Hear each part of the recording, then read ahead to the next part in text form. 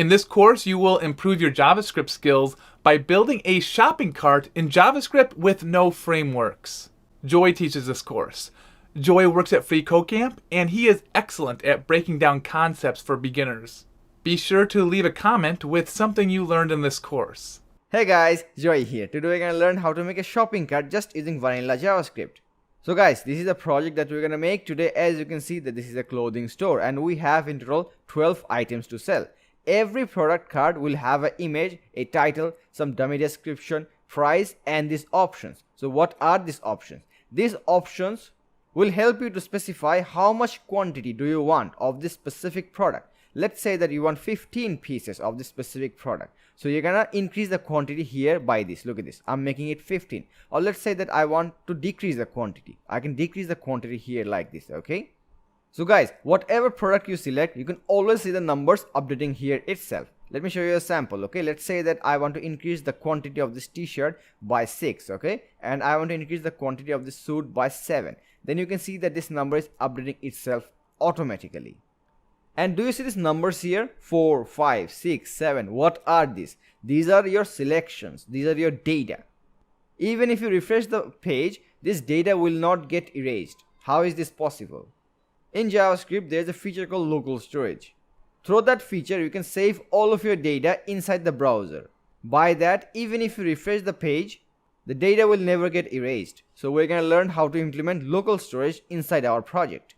And guys, look at this. If I click on this basket here, then you can see all of your selected products that you selected from the shop page. So here we're going to get the thumbnail of the product that we selected. We can get the quantity button here. The unit price is here. Along with that, we have this number. So what is this actually? So how is this calculated? This is calculated by multiplying the unit price by the total quantity, which is 5 times 100 is 500. Just like that, all the cards will do all of its calculations. And once all of these things are done, you can see the total bill here like this. Let's say that you want to increase the office shirt by 10. You can increase it here like that, and you can see that this number updates itself and this total bill also updates itself. You can also decrease it like this. There we go. And let's say that you don't want this thing entirely. So what we can do is you can just click on this cross and it's gonna remove itself automatically like that. So it's gonna work just like that. The source code of today's project is in my GitHub repository. Link will be provided in the description down below. So once you enter the link, you can see that we have 3 branches in total. Okay, if I click on here, then you can see that we have the main branch, product images and the starter files. So what we're going to do is we're going to download the starter files and start our project. The finalized project will be here on the main. And what are these product images? Let me show you. If I click on here, then you can find all the 12 images here. Let me show you. Do you see this one here? We have all the product images here. And if I go back on the data.js, so what is this data.js? It carries all the data of our product cards. Let me show you a sample, okay? So if I go back to the store, do you see this data here? Yeah, all of this data are actually stored inside this data.js. Guys, don't worry, because along the video, I'm gonna teach you how to utilize these resources. So let's start our main tutorial. Alright guys, before starting the tutorial, first of all, we need to set up our environment. To do that, you're gonna right click, create a new folder, okay? And then you can name it anything you wish, but for this tutorial, I'm gonna name it shopping cart, okay? Shopping minus cart, something like this, okay? And then we're gonna right click, open with VS Code, okay? If you don't have this option, don't worry. Just come over to the search bar and then you just hit VS Code manually. So once it opens, you're gonna come to file, open folder like this, okay? Then come over to your desktop and then search for the folder that you created, which is this one, shopping cart, open, okay? And then you can see your project folder getting opened in VS Code. The source code of today's project is in my GitHub repository. I'm gonna provide the link of this repository in the description down below. So once you click on the link, you're gonna come over here and you're gonna find all the files and folders. Like look at this. We have the images folder here. You see, we need this one. For that, you just click on the code, then download zip. It's gonna get downloaded in a zip format. Then you're gonna open the zip like this, then come over to your desktop and then extract the file like this. Look, okay? Then we're gonna open this folder and do you see this images here? We're gonna drag it outside, okay? Next up, let's close this one and then we get the images inside our source folder like this. By the way guys, this folder carries all the solutions, okay? I don't need it, But if you want to keep it and if you want to check it out, sure, no problem. So I'm gonna delete that. Alright guys, let's go back to our VS Code here, and you're gonna see this images folder. You see, I'm gonna open up this one. Initially you're gonna get 4 images. Don't worry guys, I'm gonna add more images to this folder, but for now we're just gonna work with 4 images. Let's open up this, okay, and then you're gonna find pictures of shirts, t-shirts, formal shirts, etc. Okay, you also get a suit here. By the way guys, you might have a question like, where did I get these images from? Okay, I got it from 2 websites. First one is unsplash.com, another one is called pexels.com. okay, so you just come over to any website and then you write here shirt, okay, enter. Then you're gonna find images of shirts, formal shirts, casual shirts, pants, shoes, etc. okay, if you scroll down, then do you see this image here? I took it from where? Unsplash.com. so you can find that same image on the folder, you see. So I really hope you understood how I got these images from, and you can also use the same resources to do your own personal projects. Okay guys, let's come back to our VS Code, and now we're going to create 3 files. Okay, so first one will be index.html. okay, index.html, then style.css, and finally main.js. okay, there we go. All right, okay guys, let's come back to our index.html and make boilerplate code. To do that, you're gonna hit exclamatory sign, then you're gonna find this option. If you don't find the option, then do this: you hit Ctrl space together, and then you're gonna find emit here. So if you click on this one, the boilerplate code will be automatically generated. This is called emit plugin of VS Code. Okay, and on the title we're gonna write here clothing store. Okay, since this is a clothing store website, okay, something like this. There we go. One second. Okay, perfect. Now do you see the style CSS? I'm gonna link it here like this. Look, LINK. Listen, if you don't find this option, okay, do this. Okay, you're gonna hit Ctrl space together like this, and then you're gonna find emit abbreviation. You just click on this one. There we go. Can you see that the code got automatically written? So you don't have to write style CSS manually in the href. Do this guys, you just hit Ctrl space together. Can you see this path here? All of them are automatically shown up here. You just click on style CSS. There we go. I saved your time, okay, using emit. So now you're gonna come here. Do you see these 2 tags here, ending tags? You just come here and write SC. Again, if you don't find the option like this, you just hit Ctrl space together, and then you're gonna select this option. Okay, and on the source you're gonna come here and then write Ctrl space, okay, and then select this one. Do you see this main.js? Click on it like this. There we go. Save it. Next up, come over to the body and let's write some sample text. Okay, so let's write hello world, something like this. There we go. Alright guys, now we're gonna use a plugin called live server. If you don't have it, just come over here and then write here live server, something like this. Let me zoom in. Okay, so do you see this one here? Live server, made by whom? Ritvik Day. Just come over here and then install the thing. Once you install the live server, then you're gonna come back to your HTML, okay, and then you're gonna right click here and then you're gonna find an option called open with live server. Okay, by the way, there is also an alternative. Can you see this one here on this ribbon, this blue color ribbon? You also get the option here. It is called go live. If you click on this one, then the project will get opened in your web browser, something like this. Do you see this hello world here? Let me zoom in. In order to zoom in, you just hit Ctrl and then you scroll your mouse wheel like this. Can you see this one? You can just zoom in and zoom out like this. There we go. Okay guys, can you see this gap here? Okay, these are the default styles of your browser, so we need to remove those default styles of the browser.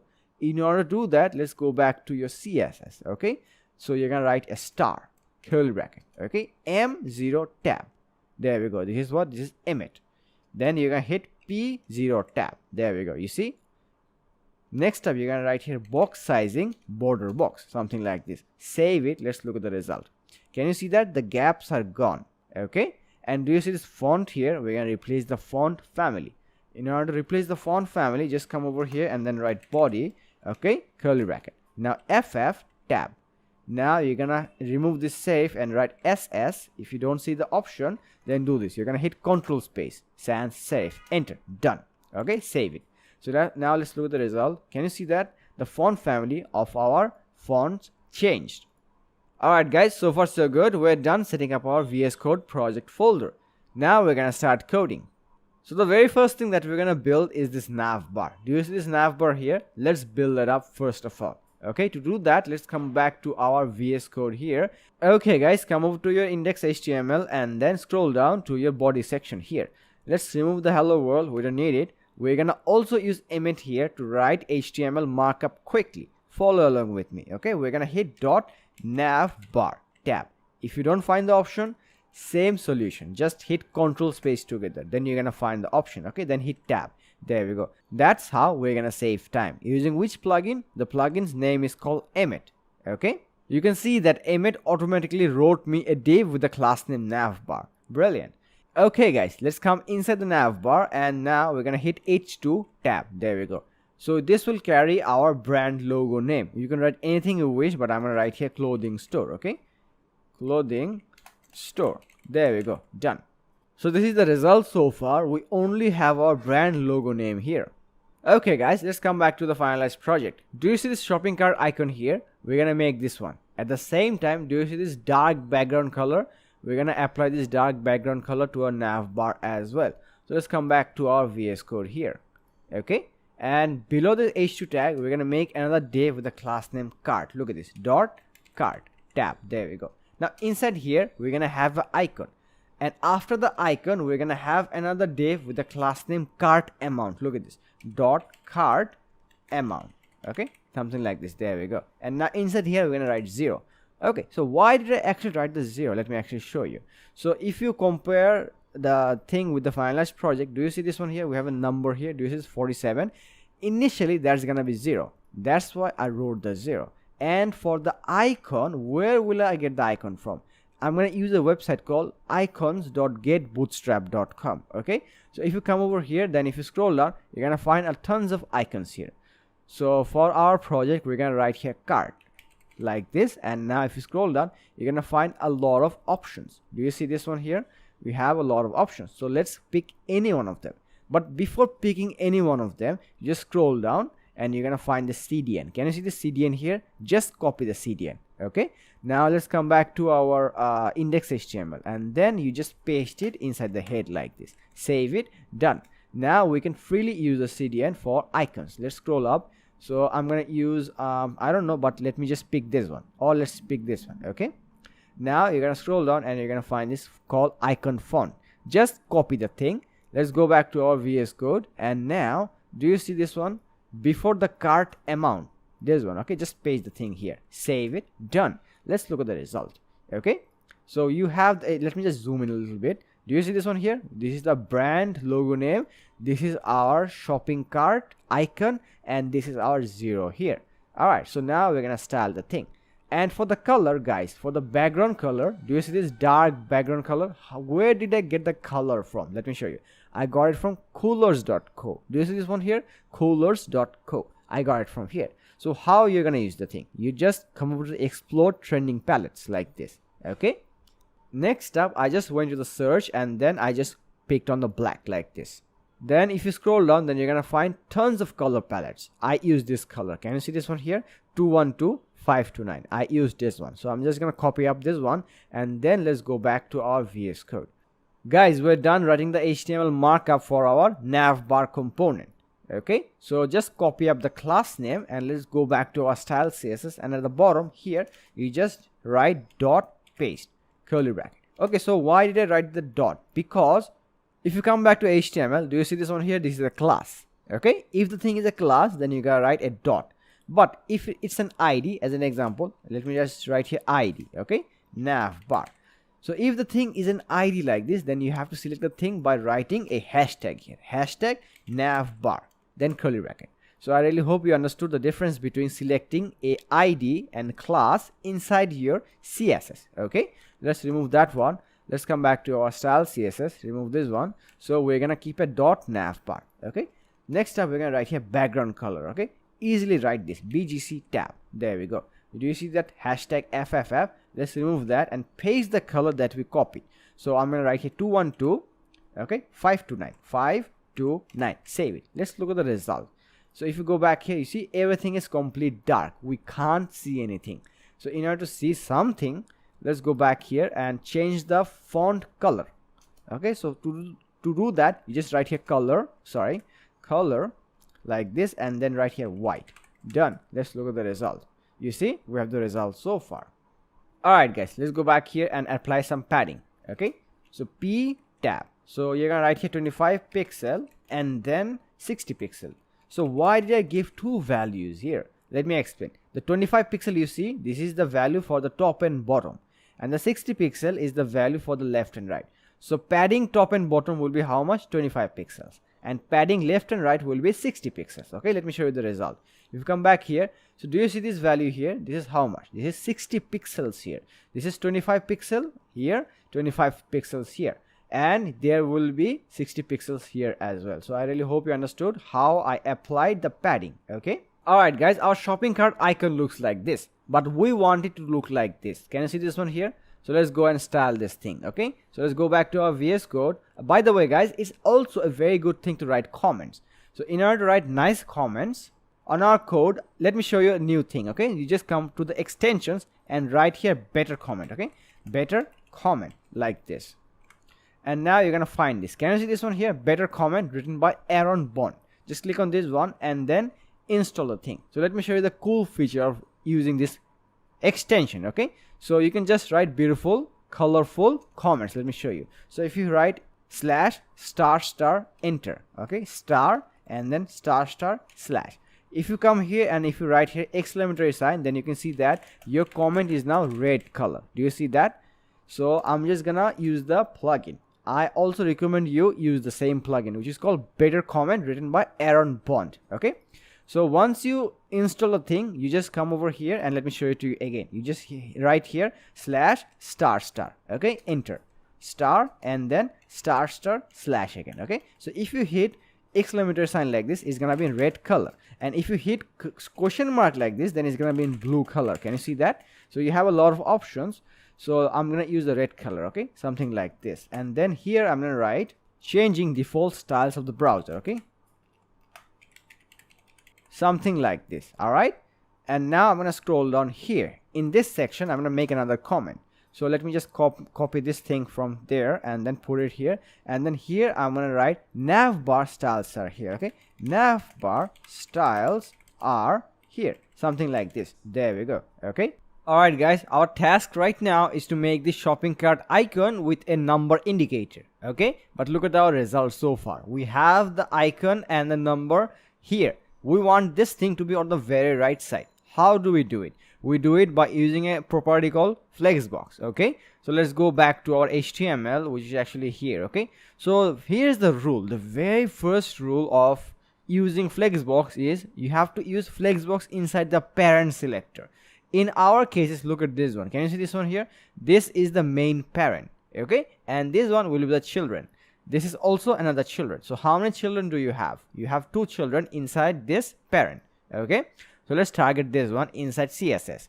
It is already targeted here, so just come here and write df tab. Okay, display flex. Next up, if you save it, then you can see some result. Look at this. Can you see this one here? Previously this thing was here. Okay, now it's on the right side. That is because the moment you enable display flex, there's a default property called flex direction. Okay, so the default value of this property is called row. That's why you saw this one. Okay, can you see that? But if you come here and then if you write a column like this, save it. Now look at the result. Can you see that? This was the previous behavior, but we want it to be in a format of row. Okay, so that's the result so far. Okay guys, I'm gonna keep it here and I'm gonna code below. Okay, there's another property called justify content. Okay, so in order to put this thing and this thing apart from each other, we're gonna use that justify content property. Follow along with me. JC stands for justify content. SB means space between, tab. Okay, save it. There we go. Can you see that? Now this is here and our icon is on the very right side. So far so good. Okay, now we're gonna style our icon here. So let's get started. First of all, let's go to our HTML. Okay, to inspect the structure. Look at this. Okay guys, this is our cart here, and inside this cart we have two children. Okay, this is the icon and this one is the cart amount, which indicates how many things you have on your basket. It is 0 at the moment. Okay, so we're gonna style this. So let's just copy this one, come over to style CSS, and at the bottom here dot paste curly bracket. Okay, now we're gonna style this element. First things first, let's set the background color to white. Okay, BGC tab, done. Okay, and then we're gonna set the color to black, something like this. Look, not black actually. Did you remember that we use this color from coolers.co? We're gonna use this color. Okay, done. Okay, done. Now let's save this thing and then let's look at the result. Okay, so guys, look at this. This is the result so far. Let me just zoom in a little bit, okay, so that you can see it better. There we go. Now listen guys, the next thing that we're gonna do is we're gonna increase the font size so that it looks bigger even without zooming in like this. And then we're gonna apply some padding and border radius. Let's go. So let's go back to our VS Code, okay, and then let's give a padding of 5 pixel, okay, P 5 pixel tab, done. Okay, and then increase the font size to 30 pixel. Font minus size, how much? 30 pixel, done. Let's look at the result. Okay, there we go. It became bigger. Let me just zoom out like this, up to 100%. There we go. It looks much better.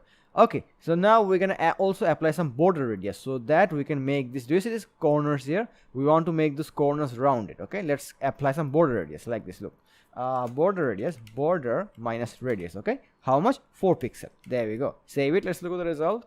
Yeah, there we go. We have this result so far. All right, guys. Do you see this 0 here? I want to hang this here, just like our finalized project. Look at this. Can you see this 47 here? This is actually hanging at the top right corner. Okay, we're gonna do the exact same styles on this element as well. Okay, so let's get started. So first of all, let's go back to our what's it called, index HTML. Okay, and then we have to target that element. Do you see this cart amount here? So what is this? This is a class. So we're gonna copy this thing since it's a class. So you're gonna scroll down and then you're gonna write here dot paste. Okay, curly bracket. Oh, sorry, curly bracket. And the very first thing that we're gonna do is we're gonna increase the font size. Okay, font minus size, 1 second, font size, we're gonna set it to how much? 16 pixel. You can use any value you like here, but I'm gonna put it to 16 pixel. Next up, set the background color to red. Okay, BGC tab, then you're gonna write here red. Okay, and then set the color to white like this, white.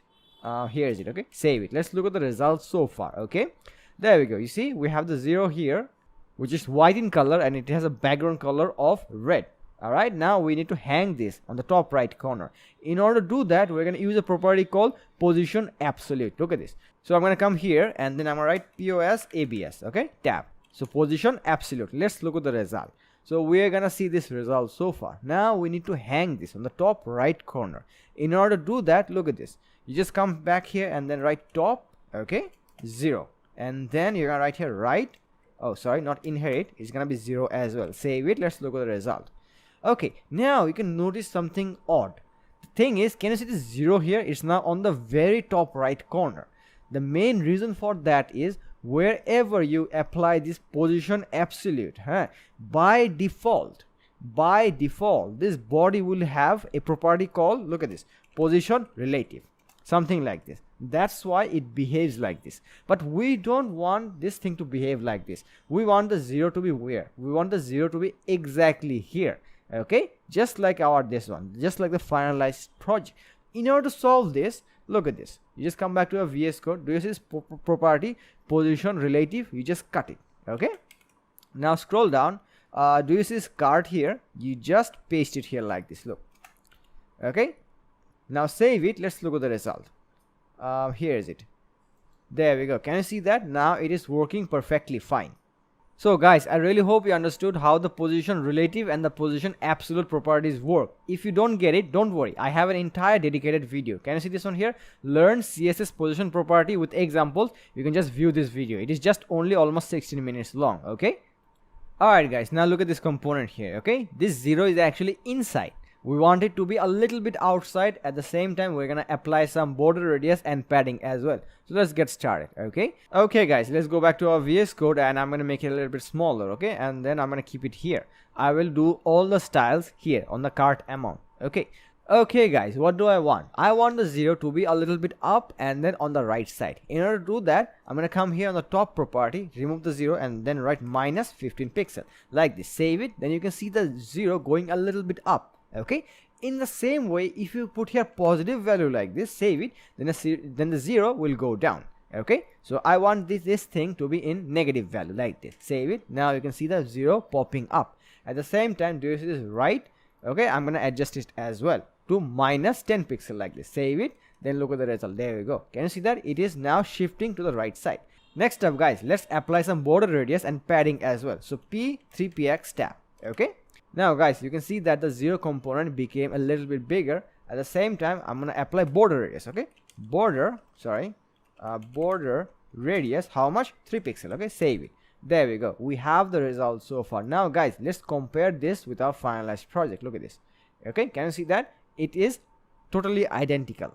Alright guys, we have successfully built up our nav bar component. Now the next thing that we're gonna build is these cards. Can you see these cards here?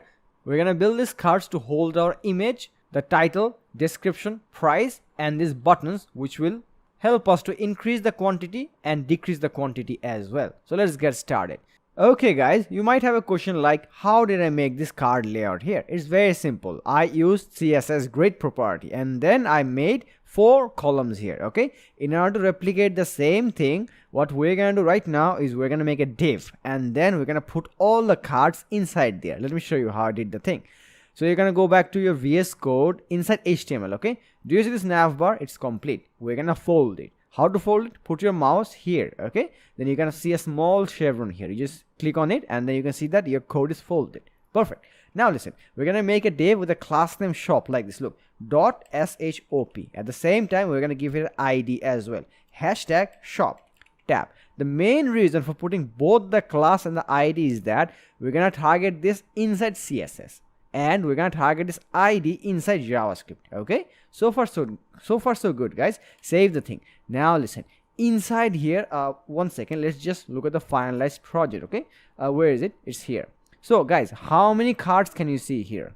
1, 2, 3, 4, right? So now look at this. Let's just come back here and then let's make 4 div with the class names item. Look at this, dot item star 4 tab. There we go. Okay, now let's go back there and let's see what do we have.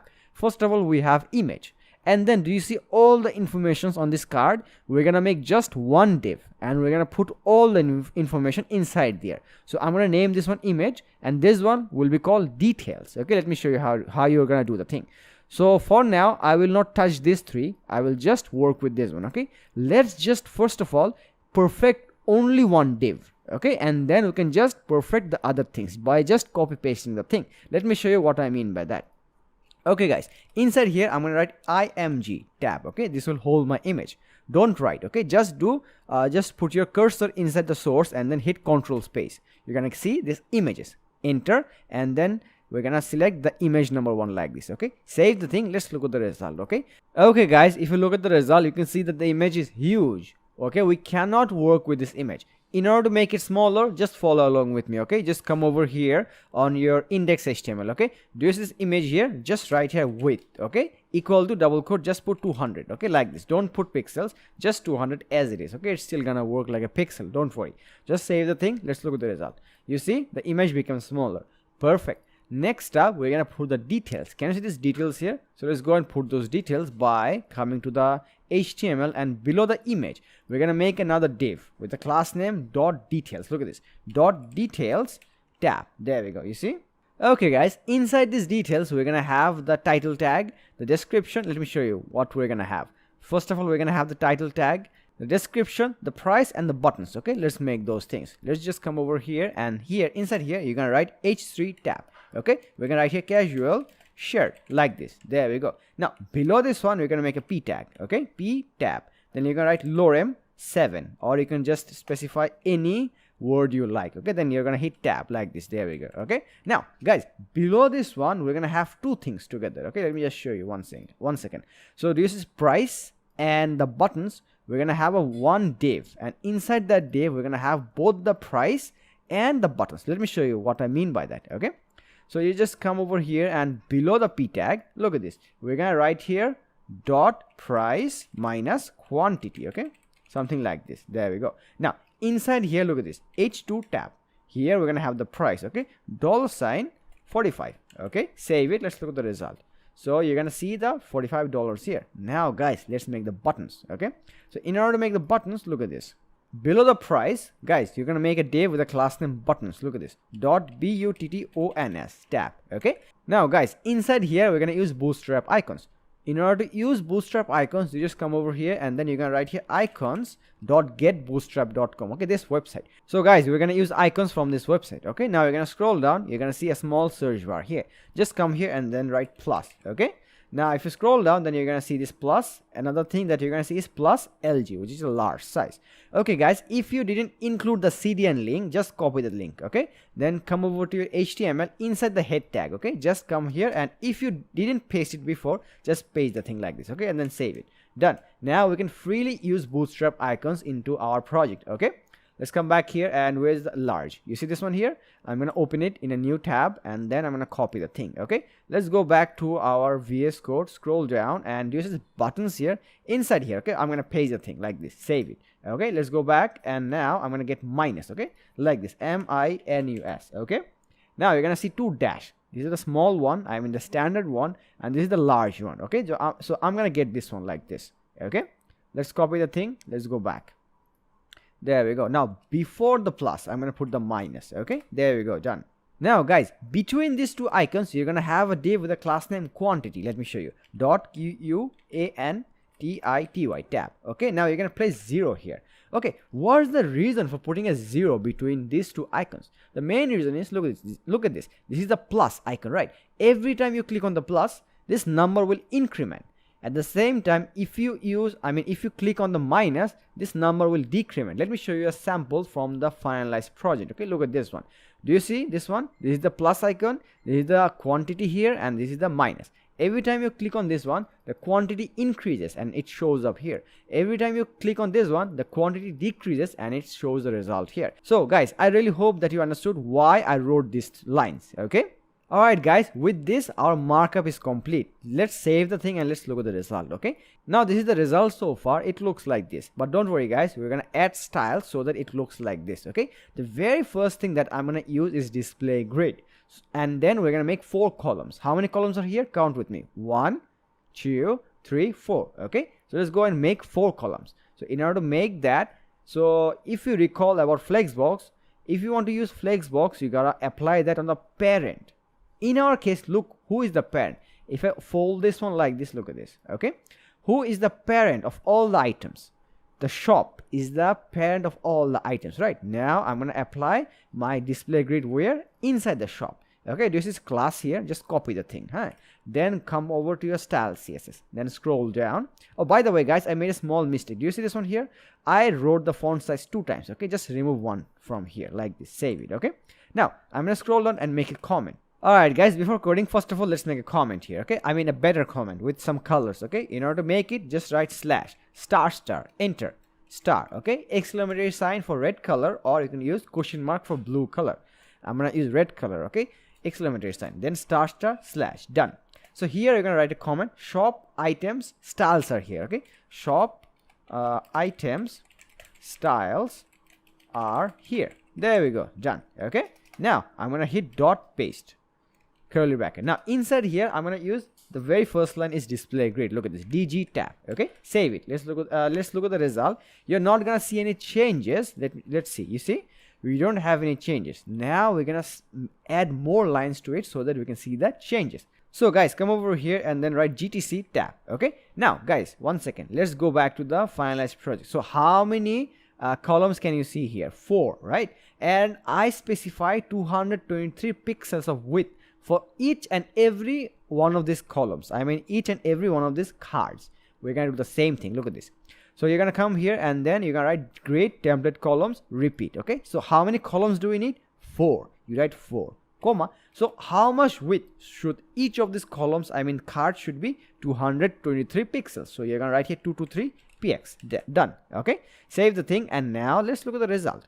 So if you come over here, can you see that text were just outside, now it is inside? Okay, it's like an invisible wall here. Okay, let me show you live. 1 second. So I'm just gonna keep it here, and now look at this. I'm gonna make a comment like this. Okay, save it. Now can you see this text are actually outside? Now if you put it here like this, save it. Now there we go. Now it feels like there's an invisible wall. Actually the space is getting divided. Okay, alright guys, so far so good. Next up, what we're gonna do is this border here, black color border. We're gonna utilize that black color border in our card. Okay, so let's go and make that. Okay, so now let's come back to your index.html. So we're done setting up the shop. Now do this item here, just copy the item. Okay, like this. Let's come back to your style CSS, scroll down, and below the shop, okay, dot paste. Now curly bracket, you're gonna write here border border 2px, 2px solid. You're gonna write here hashtag. Do you remember the color that we use from coolers.co? Use this color, okay? Save the thing. Let's look at the result. Now, can you see this thing? We have 4 cards here, okay? Card number 1, 2, 3, 4. Okay, even though they don't have data, but still they are showing up here. The main reason for that is, if you come over here on the HTML, do you see how many div do we have here? 4 divs. That's why 4 cards got generated here. Okay, so if you remove anything from here like this, save the thing. Now look at that. You see the cards are gone. But don't worry guys, we're gonna generate more cards. Okay, first of all, let's perfect only one card, and then we can just copy paste the other cards. Don't worry guys.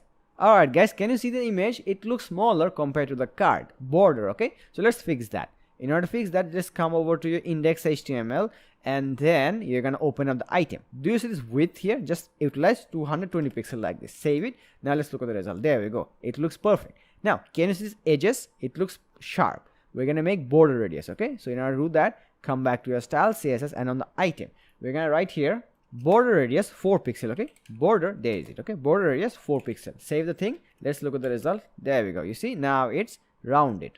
Alright guys, look at this. Can you see this nav bar and this card? They don't have, there is no gap between them. Let's put some gap. Okay, let's come back to your style CSS, and this is nav bar. You just write here MB tab and then 30 pixel like this. Okay, save the thing. There we go, done. Okay, now guys, we're gonna generate 3 more cards so that it looks like this. Okay, so let's go back to your index.html here.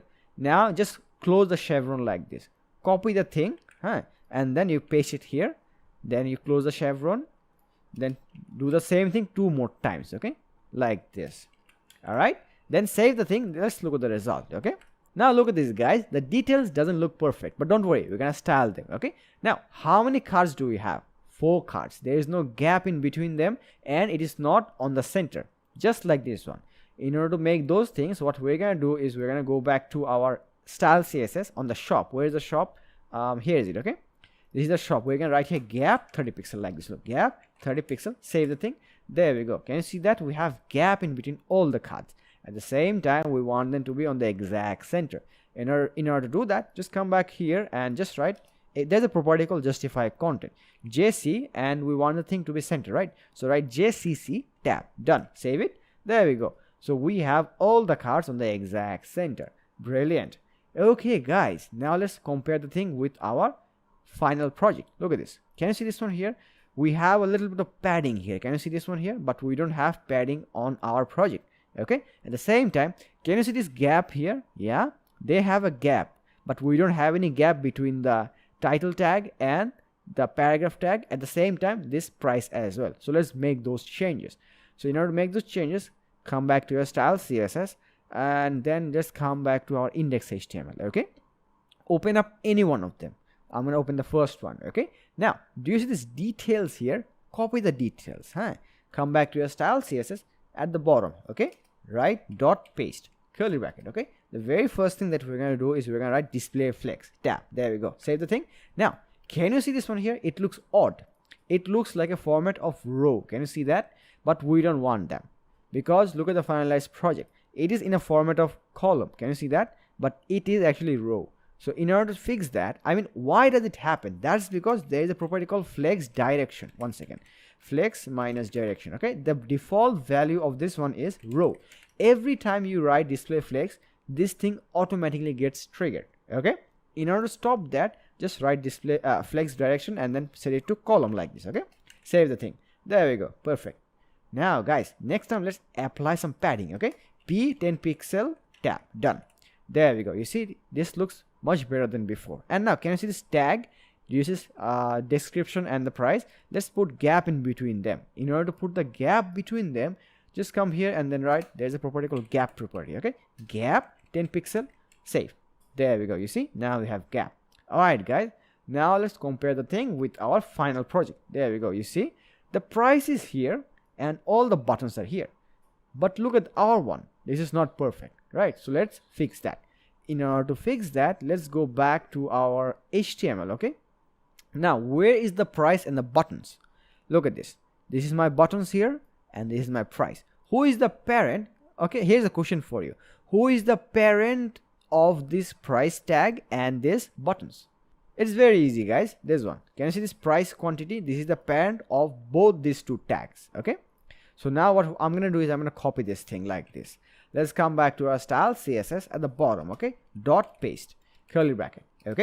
Okay guys, once this is done, inside here we're gonna write display flex. Look at this, df tab. Okay, if you save the thing, now the button was actually here. Now it behaves like a format of row. Okay, why did it happen?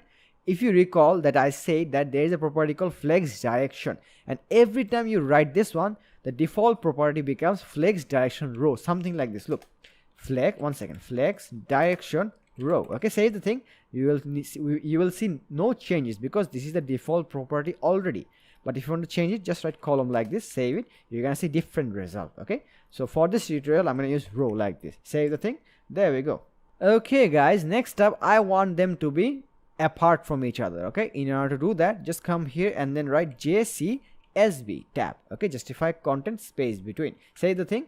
There we go. We have the result so far. All right, now guys, we're gonna style this icons. In order to do that, let's come back to our HTML. Okay, can you see these buttons here? Yeah, this is the main parent right now, and these are all the children. Okay, how many children does the button have? 3 children. Okay, so now let's copy this one. Let's come back here and now scroll down, dot paste. Okay, curly bracket. Now guys, if you guessed that I'm going to use display flex, you are correct. I'm going to use display flex. Now look at this. In which format is it in? In the format of column. Okay, we want them to be in a row, just like this one. Look at this. It is a row format. Okay, in order to do that, just come back here and then write df tab. Okay, what's the default property of flex direction here? Row. Okay, save the thing. There we go. You see, now even if you don't write the display the flex direction here, no problem. Okay, but if you wish, then you can write here, no problem. Okay, so let's write here flex direction like this, put it to row. Okay, there we go, done. Now guys, we need a little bit of gap. In order to put some gap, just write here gap 8 pixel. Okay, save the thing. There we go, we got some gap. Okay, now if you want to set some font size, optionally you can do that as well. So let's say that font size like this, let's say 16 pixel. Okay, there we go, save the thing. Okay, you will see no changes because guys, this is the default property already. Okay, if you let's say right here 26 pixel like this, save the thing, it's gonna go bigger, you see. But for this tutorial I'm gonna keep it 16 pixels. If you want to make it bigger, sure, best of luck. Okay, now guys, can you see this plus and the minus? If you notice this thing inside the finalized project, you can see that this is green color and this is red color. Okay, so in order to do the exact same thing, just come over to your index HTML. Okay, do you see this b dash minus lg? This is the minus. Okay, copy the thing, come over to your style CSS, and at the bottom just dot paste. Okay, this is what? This is the minus, right? Curly bracket, then right here color. Oh sorry, color. Then you can write here red. Okay, save the thing. There we go.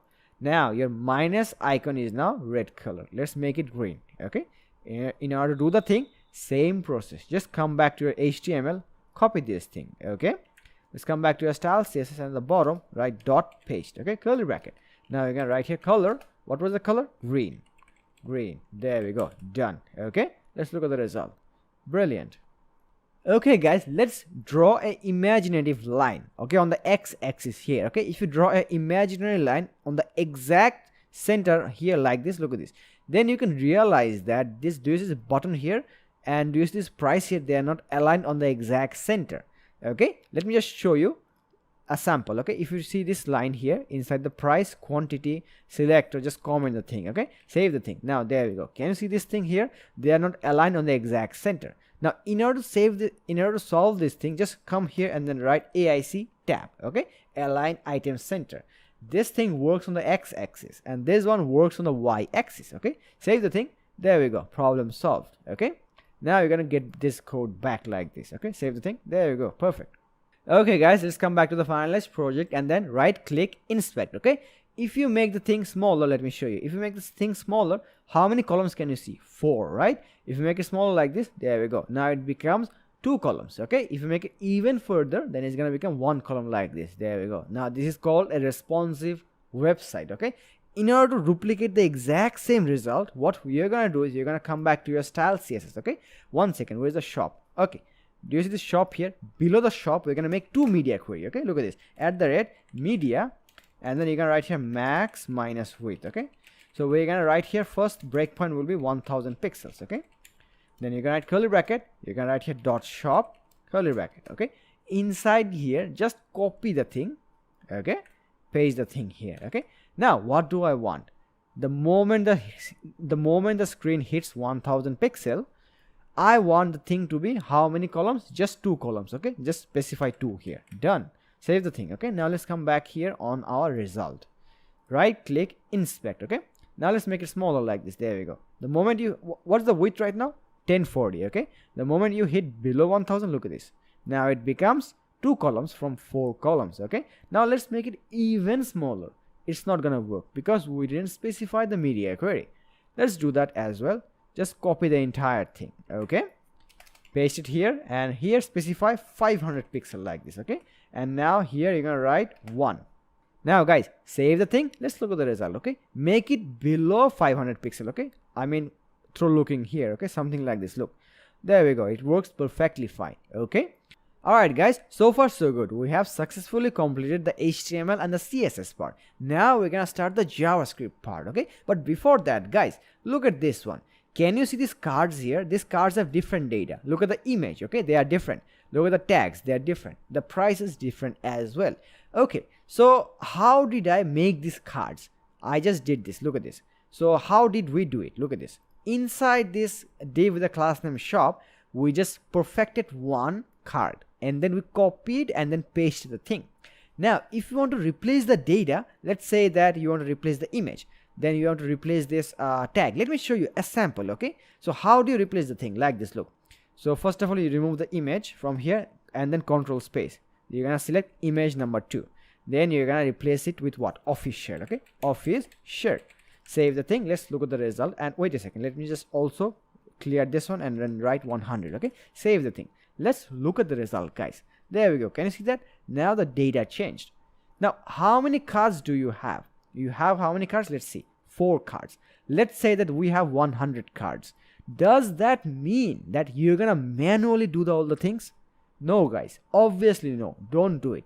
At the same time, look at this. Most of the data here, most of the markup are just copy paste, which means most of the things are repeating itself again and again and again and again and again, right? Don't do this thing guys. Don't copy and paste the thing here. In order to solve this issue, we're gonna use JavaScript. Okay, so let's start the JavaScript. Make sure guys you wrote this line at the bottom. Okay, otherwise JavaScript will not work.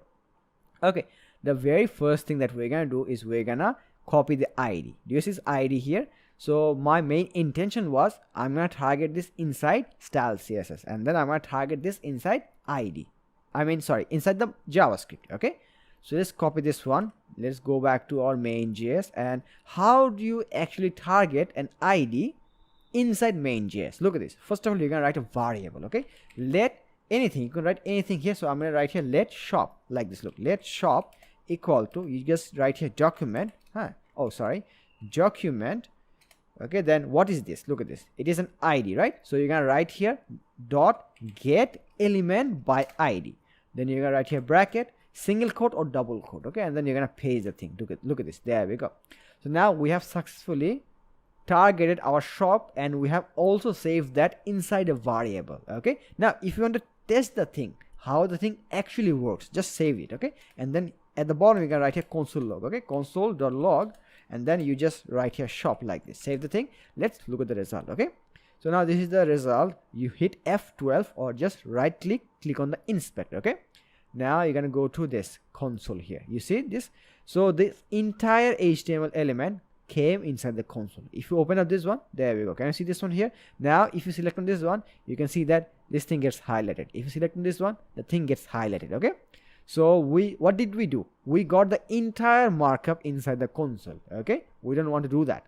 So what my main focus is that I'm gonna make a function here. Okay, and then I'm gonna make the function in a way that it prints me all the cards automatically. All right, in order to do that, look at this guy.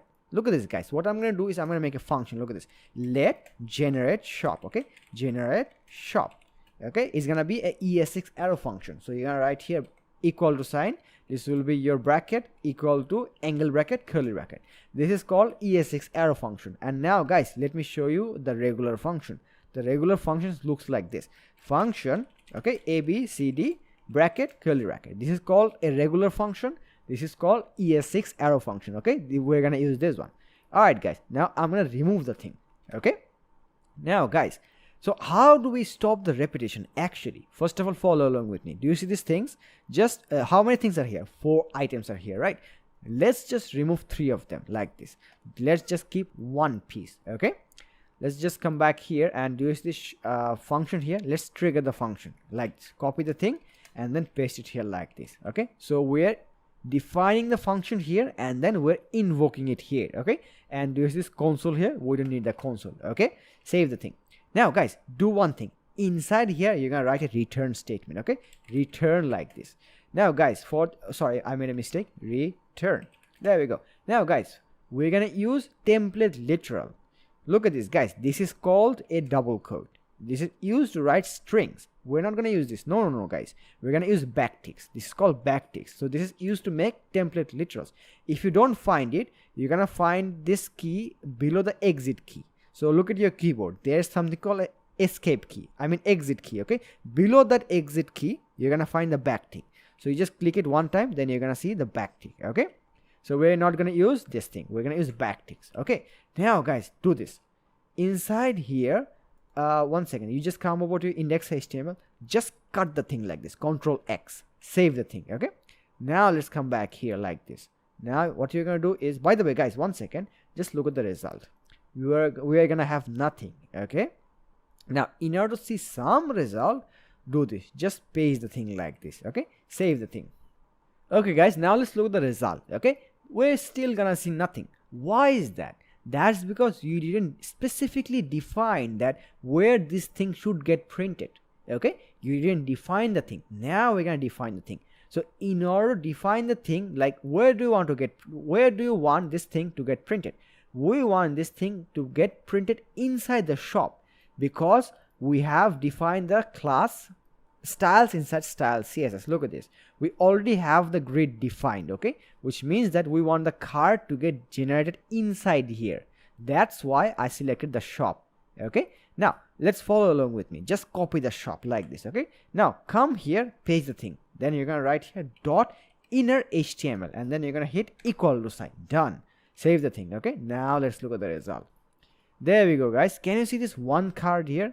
We have successfully generated the card using what? Using JavaScript, okay. Now guys, what we're gonna do is, look at this. Can you see these values here? These are called hard-coded values, okay, which means that we just use our hand to write the thing. Now we're gonna automate the thing. How do you automate the thing? Look at this. First of all, you're gonna make a array here. Look at this. We're gonna write here let, okay, shop items equal shop items data, okay, equal to, you're gonna make a array here like this, okay. Now guys, let's say that we have how many data do we have? Actually, let's check. We have 1 2 3 4. We have 4 data, right? So in order to write the data inside here, look at this. We're gonna use curly bracket. This is called object, which means that we are storing object inside array. So if we write one curly bracket, if we write one object, which means that in our shop we have only one thing to sell. But if you hit comma, curly bracket, and then if you do it 4 times like this, which means that we have how many items to sell? 4 items to sell, okay. So these are actually defined inside our objects. Now look at this. Let's first of all make the first object. So how are you gonna make the thing? First of all, you're gonna set the ID. Look at this. ID colon double quote, okay. You can write anything you wish, no problem. I won't mind. Just write anything, okay. Don't keep it blank. Then you're gonna write a comma, okay. Then you're gonna put a name here. Oh, by the way guys, one more thing. This ID, do you see this thing? This should be unique, okay. And now on the name, we're gonna write here casual shirt, okay. Casual shirt. There we go. Now you're gonna hit comma. You're gonna set the price, okay. So what I'm doing is, my main objective is, do you see all the data here, like this one, this one, this one? I'm just storing them here, okay. So let's complete the thing. So price is gonna be 45, okay. Then comma DESC, description, okay. You're gonna set the description to, look at this, double quotes, lorem 7 or 8 tab. There we go, okay. Now below this one, you're gonna get image img colon double quote. Okay, images slash img -1 dot jpg. Okay, so to not make any spelling mistakes, just scroll down. Do you see this thing here? Where is it? This is image here. The source is already here. Just copy the thing, yeah, and then put it here like this. That's how you don't make any spelling mistakes. Okay, so look at this. We have successfully defined one item inside our shop. Okay, in the same way, look at this, guys. I'm gonna copy the thing, okay, and then I'm gonna paste them inside here like this. Okay, look at this, which means that we have how many items? We have 4 items in our shop. At the same time, those 4 items has this data. Okay, now guys, as I told you, the ID should be unique. Let's make it unique. Like, let's write anything. Okay, at the same time, come here, anything. Okay, no problem. Come here, and then I'm gonna give it a random value like this. There we go, done. Now the second one will be office shirt. Let's write office shirt. On the price, we're gonna set it to 100. Okay, and the image, just replace the 1 with 2 like this. There we go. Now the next one will be our t-shirt. Okay, set the price to 25 like this, and image will be which one? 3. Okay, scroll down. You're gonna set the image to 4. The price will be 300 because it's a men's suit. Okay, men's. Let's remove this thing and then write suit. There we go, done. Save the thing. Okay, now if you go back to the result screen, you're not gonna see any changes. Why is that? That's because you also have to define the thing by using a map function. Okay, let me show you how the map function actually works. So what you're gonna do first of all is, do you see this backtick here? Just select it up to this backtick here. Do you see this one here? Okay, up to this point. Now cut the thing. Okay, now what you're gonna do is you're gonna write here, 1 second. Do you see this thing, shop items data? Scroll down and you're gonna write it, shop items data here. Shop, there is it. Okay, shop items data like this. Now we're gonna use a map function. Look at this, dot map. Okay, here is it. Now guys, look at this. Inside this, we're gonna write bracket. Okay, now put your mouse inside this bracket. We're gonna make a ES6 arrow function. Look at this, brackets, okay, equal to angle bracket and then curly bracket. There we go, done.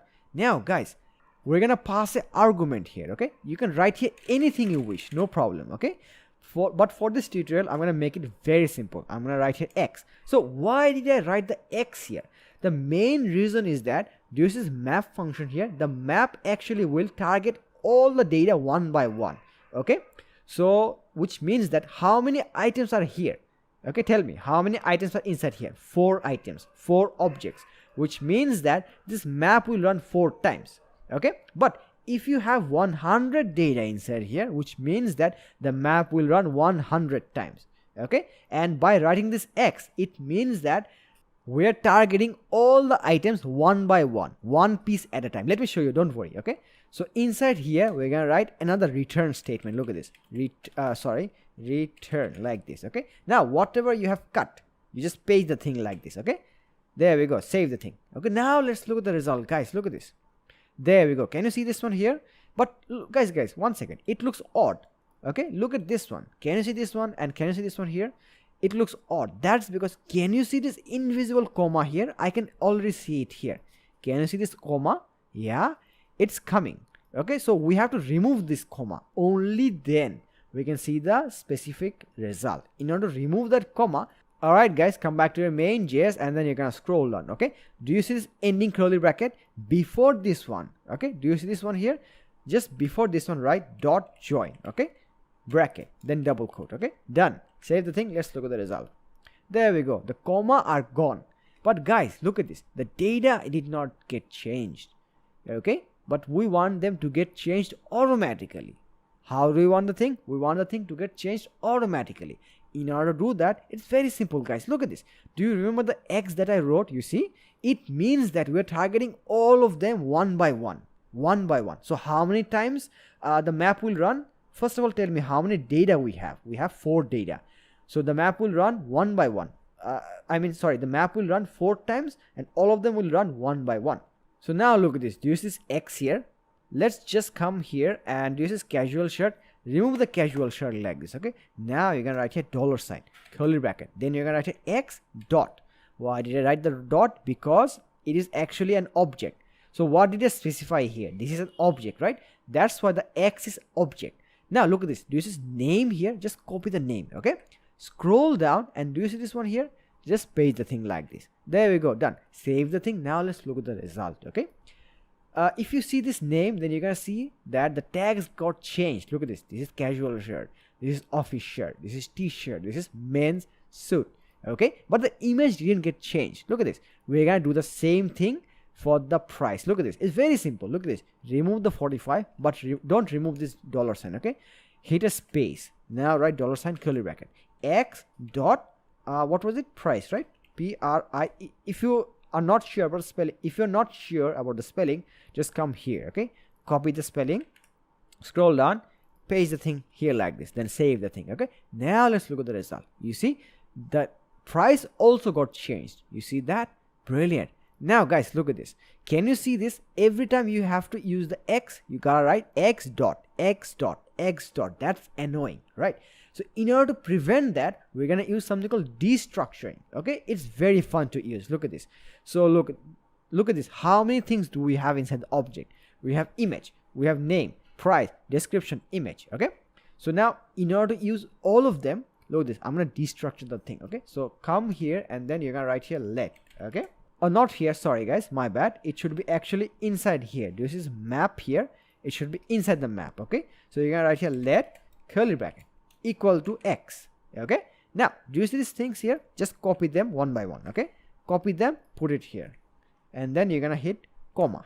All right, now let's get the name, paste the thing here, get the price, and also make sure to put a comma, paste the thing. Okay, then lastly we have the description and the image. So comma DSC comma IMG, save the thing. There we go. Now guys, you don't have to write the X dot anymore. Okay, so let's remove the thing like this. Okay, let's remove the thing from here as well.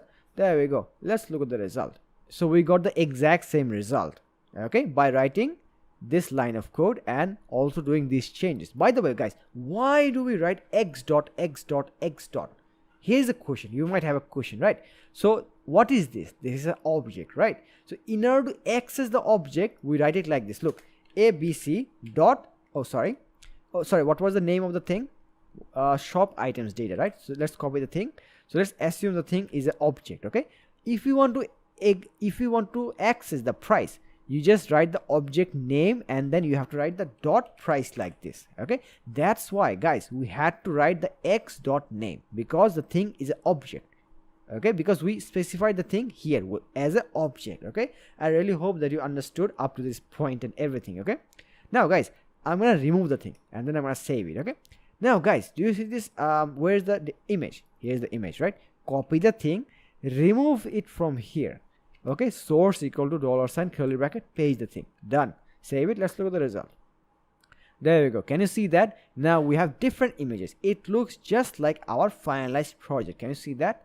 Brilliant guys. Next up, do you see this description here? Yeah, we're gonna change the description. In order to do that, we're gonna come back here, and we're gonna remove this one. Okay, next up, write dollar sign curly bracket, curly bracket, and then you're gonna write here description, DESC. Done. Let's look at the result. There we go guys. Okay, we are successful up to this point and everything. Okay, alright guys, if you notice carefully, then you can see that we use the image, description, price, and the name, but we didn't use the ID. Okay, we're gonna use the ID inside the parent. Okay, so what we're gonna do is we're gonna write here ID. So we're gonna write here ID, okay, equal to, we're gonna write here product, okay, minus ID minus dollar sign curly bracket ID. Save the thing. Now let's look at the result. Okay, so you're gonna come here, and then you're gonna right click, inspect. Okay, now you're gonna go to your elements, and then open the shop. Here's the shop. Okay, now do you see this? How many cards do you have? 4. 1 2 3 4. Now you can notice that all of these cards got itself an ID, which is actually unique. Can you see this one here? This is a unique ID, unique ID, unique ID, etc. I really hope that you understood up to this point and everything. Okay, at the same time guys, let's come back here, and you just copy the ID from here, scroll down. Do you see this quantity here? Yeah, we're gonna put a ID here as well. Look at this, ID equal to dollar sign curly bracket, paste the thing. Okay, the main reason for putting this thing here is that guys, do you see this 0 here? Yeah, every time we increment the thing, we're gonna target the ID, and then we're gonna increment the number. At the same time, every time you decrement the thing, we're gonna target this one and then we're gonna decrement the thing. Don't worry guys, we're gonna make this function right now so that you can have a practical feel of how the thing actually works, okay? Alright guys, so far so good. Now we're gonna make two functions, the increment and the decrement function. My main objective is that every time you click on the plus, the number will increase, okay? At the same time, every time you click on this one, the decrement, the number will change as well. So we're gonna make two functions. This will be increment, this will be decrement, okay? And do you see this one here? We're gonna make another function which will be called update, which has only one function to update the number, okay? So let's get started, okay? So let's come back to our Alright guys, let's go back to our VS Code inside the main.js, okay? Do you see this data here? It's huge, right? We can fold this. How do you fold this? Just come here, click on the chevron, okay? Done. Now it's more manageable, okay? Now, below this function, what we're gonna write is two functions, okay? We're gonna make two functions, increment, decrement, okay? Another function that we're gonna make is called update. Look at this, follow along with me. Let, it's gonna be ES6 arrow function, okay? Increment, okay? Equal to this one arrow function here like this. There we go, done. Now this is responsible for increasing the number. Where is it? This one, okay? And we're gonna make another function which will be called decrement, okay? Copy paste, decrement. There we go, okay? Another one will be called update, something like this. Look, there we go, done. Okay, now let me explain again. The increment is responsible for increasing the number, decrement is responsible for decreasing the number, and the update is responsible for updating this number here, okay? So far so good guys. So guys, I really hope that you understood why I wrote three functions, okay? Let's go back to our functions. All right, now guys, do you see this icon here? Yeah, and do you see this icon here?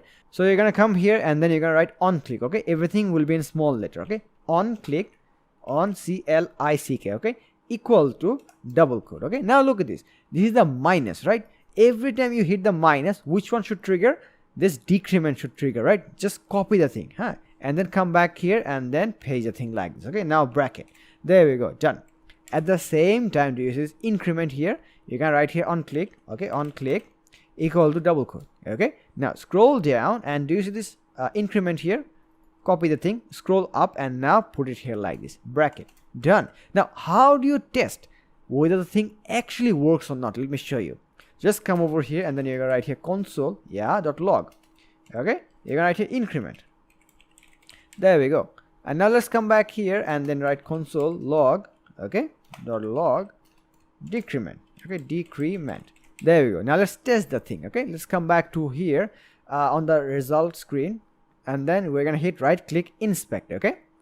Now let's come to your console and now let's click on the plus like this. There we go. Can you see this one here? It's now increment, okay? Now let's click on the minus, that's decrement. There we go, okay? So all the buttons are working. Let's test all of them, okay? There we go, okay? Decrement, increment, so it's working perfectly fine. Okay guys, here's the question. How do you exactly know that which card you're selecting? Okay, I can say that, hey, this is the formal shirt one, I'm selecting this one. You can visually see that. But JavaScript doesn't have any eyes. How will it know that you're selecting exactly this one, right? Here's the question. So how do you exactly solve that? It's very simple. Look at this. Just come over here and do you remember this ID here? Yeah, this is unique. What is this? This is unique. Using this ID, JavaScript can pinpoint which shop item you're specifically selecting, okay? That's why I wrote here ID and I gave it unique ID for all the things so that JavaScript can identify which item we are selecting, okay? Now in order to do the same thing here, look at this. Do you see this increment and decrement? We're gonna pass an argument here. How do you pass argument? Look at this. You're gonna write here $ curly bracket ID, okay? In the same way, you just come here, write $ curly bracket ID, done. Okay, now listen guys, scroll down here and instead of the increment you write here ID, okay? Save the thing. Let's test. Let's come back here, F12, okay? Open the dev tools and click on the plus. Now guys, you're gonna see a error. ID is not defined. That's because every time you pass argument inside here, you also have to define that inside here as well, something like this. Look, this is our argument, okay? Save the thing. Now let's look at the result. Okay, now it's gonna work. There we go. Okay, click on the plus. It's working perfectly fine. Now can you see this one here? What did it give us? It returned us the quantity which is actually 0. And now guys, look at this. Do you see this ID here? Yeah, it is unique. Let's click something else like this. There we go. You see, this ID is unique. Using this ID, we're gonna tell JavaScript that, hey, we are selecting this card here, just decrement the number here or increment the number here, only here, don't touch other cards. You got my point? Okay guys, we want only the ID, nothing else. So in order to do that, just come back here and now let's write a variable. Okay, let selected item. Okay, selected item. Okay, and then you're gonna pass the ID here like this. There we go. Now copy the thing, put it here. Okay, save the thing. Let's look at the result. Okay, so guys, now let's look at the result. If you click on here, then you're not gonna see any changes. So in order to see the changes, look at this. Let's come back here and on the selected item, just write here .id. Okay, .id. Save the thing. Now if you come back here, if you select on the plus like this, there we go. You're gonna see the unique, only the unique ID. Click on here. This is the unique ID. Okay, click here, unique ID. Click here, unique ID. Done. In the same way, guys, let's come back here. Yeah, we're gonna pass the ID here. Okay, we're gonna do the exact same thing. Just copy both of these two lines. Yeah, and then paste it here like this. There we go. Done. Save the thing. Now look at this. Every time, whatever you click, whether it be the plus or the minus, it's gonna specifically pinpoint to the JavaScript that which item you're exactly selecting. Okay, so far so good, guys. Now listen, the next thing that we're gonna build is we're gonna make a small basket. Okay, look at this. I'm gonna come here and then I'm gonna write here let, okay, basket, okay, equal to is gonna be a array like this. Now what's the reason for making the basket? The main reason for making the basket is that, one second, let me just fold this code. Okay, like this. The main reason for writing the basket here is that every time you select any card, okay, what it's gonna do is gonna store the data inside our basket to tell specifically which items did we select it. Okay, you got my point? Now let me show you an example. Let's say that we have selected this card. Okay, so if you select on the plus, what will happen is that, look at this. Here a object will be generated. Okay, inside this object we're gonna have two items stored. Look at this. We're gonna write here ID colon, this will have the unique ID, okay, and then comma, we're gonna have a item here where the number will be just 1, which means that we have this item inside our basket and the quantity is just 1 piece. Okay, every time you click on the plus, something like this, look, every time I click on the plus like this, so what will happen is this is 18, number 18, the number 18 will get added here. At the same time, so since you selected this thing, so this thing will be existing in your basket by storing the ID here. Let me show you a live demo. Look at this. First of all, I'm gonna remove the thing. Okay, I'm gonna keep it blank like this. Look at this, guys. Now I'm gonna scroll down here inside the increment. Okay, now guys, inside the increment, every time when the user clicks on the increment, this function will run, which means that, look at this, here I'm gonna write basket. Okay, basket dot push. So what will I push inside here? Look at this. Okay, bracket, curly bracket. We're gonna push two things. First of all, the ID. Okay, so do you see this ID here? Selected item dot ID. Copy the thing, put it here like this. Okay, now we're gonna put here comma. Now the next thing that we're gonna put is item. Okay, colon. Now we're gonna put here 1 like this. There we go. Save the thing. Now listen. Next thing that we're gonna do is, instead of console logging the ID, we're gonna console log the basket. Look at this, basket. Okay, save the thing, guys. Now cut the thing from here like this, Control X. Now put it after the push like this. Okay, save the thing. Let's come back here, guys. Open the console. 1 second. Let's come here and open the console. Okay, look at this. Every time you click on the plus, look at this. You're gonna have 1 item inside your basket. This is your basket, guys. Look at this. How many items do you have? You have just 1. Okay, now if you open up this one, you're gonna see that you can see that the ID got stored and then the item is 1 piece. Now guys, look at this. Every time you click on the plus, you can see the basket getting increased. If you open up this one, look at this. The same item gets added again and again and again. It doesn't make any sense, guys. Instead of doing this thing, what we're gonna do is we're gonna increase the item number here. If you click here 3 times, the item will get changed to 3. Okay, that's our approach, not this approach. Okay, this doesn't make any sense. It is just wasting our space here. Okay, in order to make the thing, look at this, let's just come back to the main.js. Okay guys, inside here we're gonna make a search function. The main objective of the search function is that it's gonna search whether the thing actually exists on the basket or not. Let me show you. So look at this one, guys. How many items can you see here? 1, 2, 3. We have 3 identical items. It doesn't make any sense, right? So the search function will search. Let's say that you selected this one. The search function will search whether this thing actually exists on the basket or not. If it exists, only the item will increase. The item will increase like 1, 2, 3, 4, 5, etc. But if it doesn't exist, then what will happen is that you see this push here. It's gonna push a new object inside our basket, and then we can see the object. I really hope that you understood my point of view. Let's make the thing. Now look at this. You're gonna come here and then you're gonna make a let search. Then you're gonna write here equal to, you're gonna select the basket like this. Basket dot find. 1 second. So using this find, we're gonna search whether the object actually exists or not. Now inside here you're gonna write here bracket. Inside here you're gonna write ES6 arrow function, something like this. Guys, now look at this. We're gonna write here x. You can write here anything you wish, no problem guys. So for this tutorial I'm just gonna pass x as an argument. The main reason for passing this argument is that it's gonna check all the objects one by one. That's why I wrote this x. Now inside here what I'm gonna do is I will do this id here. This is unique. So I will just search for IDs, something like this. Look, you're gonna come here and then you're gonna write here x.id.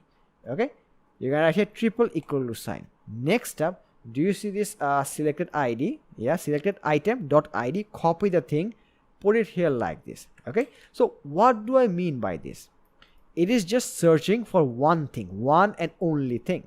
It is searching for the item that you selected, and then we're just making a quick search. Does the thing actually exist or not? Next up guys, look at this. You're gonna make an if else statement. Look at this. If bracket, and then you're gonna write here search. If the search is undefined, look at this, triple equal to sign, and then you're gonna write here undefined like this. Guys, what do I mean by this? I mean by this is that if we don't find the thing that we're trying to search, only then we're gonna push the object inside the basket. So I'm gonna cut the thing and then put it inside here. Else, what do I mean by else? If we find the thing, then we're gonna do this. Look, else curly bracket. You're gonna write here search. This is search here. Copy the search. Paste it here, and then you're gonna write here plus. Sorry guys, we also have to write the item dot item. Plus equal to, you're gonna write here 1. Done. Now guys, let's look at the result. Let's come back here and now look at this. If I select the plus, look at this. We're gonna see only one object. Bear with me guys.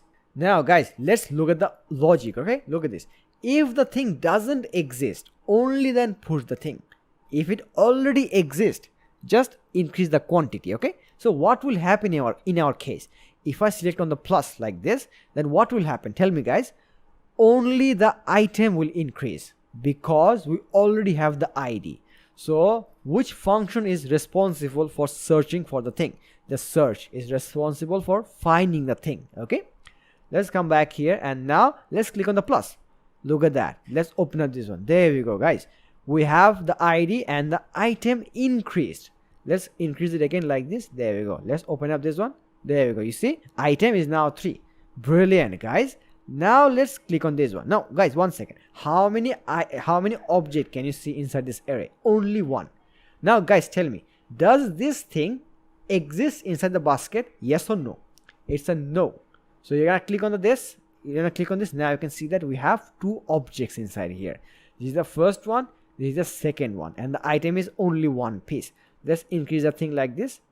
Click on this one. There we go. The item now increased. So guys, I really hope that you understood how the logic actually works.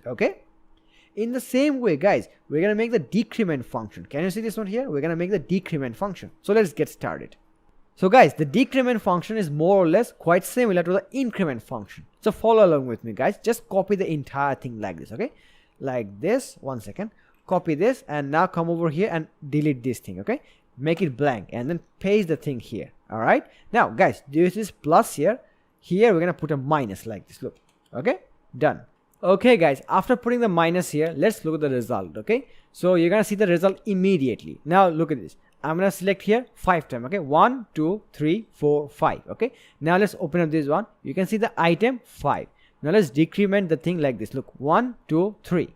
Now the item should be how much? 2. There we go. It's working perfectly fine, guys. Now look at this. I'm gonna select it more times. Look at this. I'm just gonna click on the thing. Okay, now look at the result. If I open up the very last one, look at this. Now the item is minus 10. It doesn't make any sense, right? So what we're gonna do is we have to stop this thing from going below 0. In order to do the thing, follow along with me, guys. Just come over here and do you see this if statement here? Yeah, instead of the undefined, we're gonna write here 0. Okay, now here is gonna be search.item, which means that, one second guys, one second, let me just undo the things. Okay, one second, where did I get the search.item? You might have a question, right? So we actually got it from here. Can you see this one here? ID, and then we have something called item. So the moment the thing hits 0, okay, bear with me guys, the moment the thing hits 0, we're gonna stop the process. So that's why I wrote search.item equal to 0. Look at this, search.item, yeah, instead of undefined it's gonna be 0, like this. There we go. And how do you stop the process? Look at this. Do you see these things here? Just remove the curly bracket like this. Okay, and now just write here return. It's gonna stop the process completely like this. Your code should look something like this. Now guys, let's test the result. Okay, let's come back here on the result screen and look at this. I'm gonna select this 1 2 3. Let's look at the result. There we go. The item is now 3. Let's decrement 1 2. Let's look at the result. There we go. The item is 1.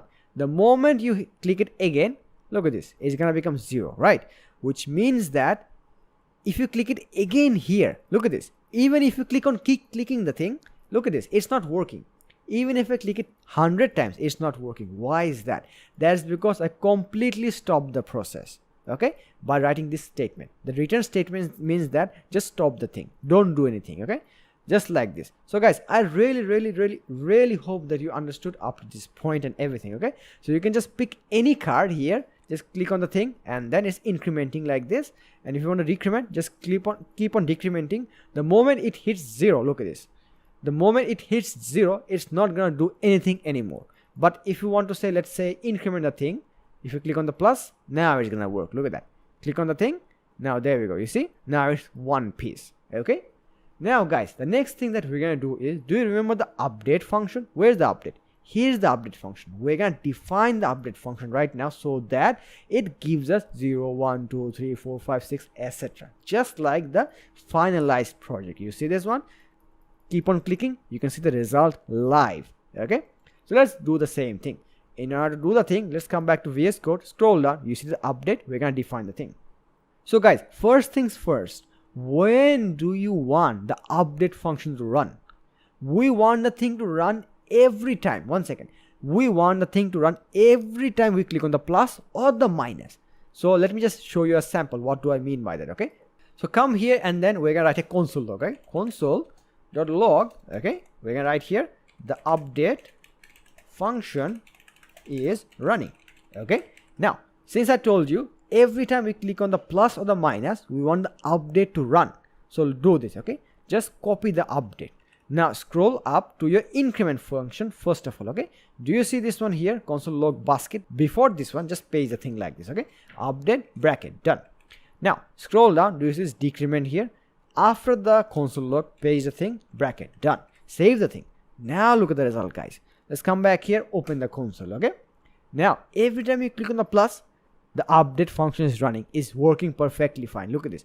Whatever you click, however you click, the thing works. Okay, all right guys, instead of printing console log, we want to print the numbers here. Okay, in order to do that, first of all, let's go back to our VS Code. Okay, and now first of all, let's define increment. Okay, inside the increment, do you remember the unique ID? Where's the unique ID? Here's the unique ID. Okay, just copy the unique ID, guys. Scroll down, do this update, paste it here. Okay, selected item, then just pass the ID like this. Look, selected item dot ID. Okay, save the thing.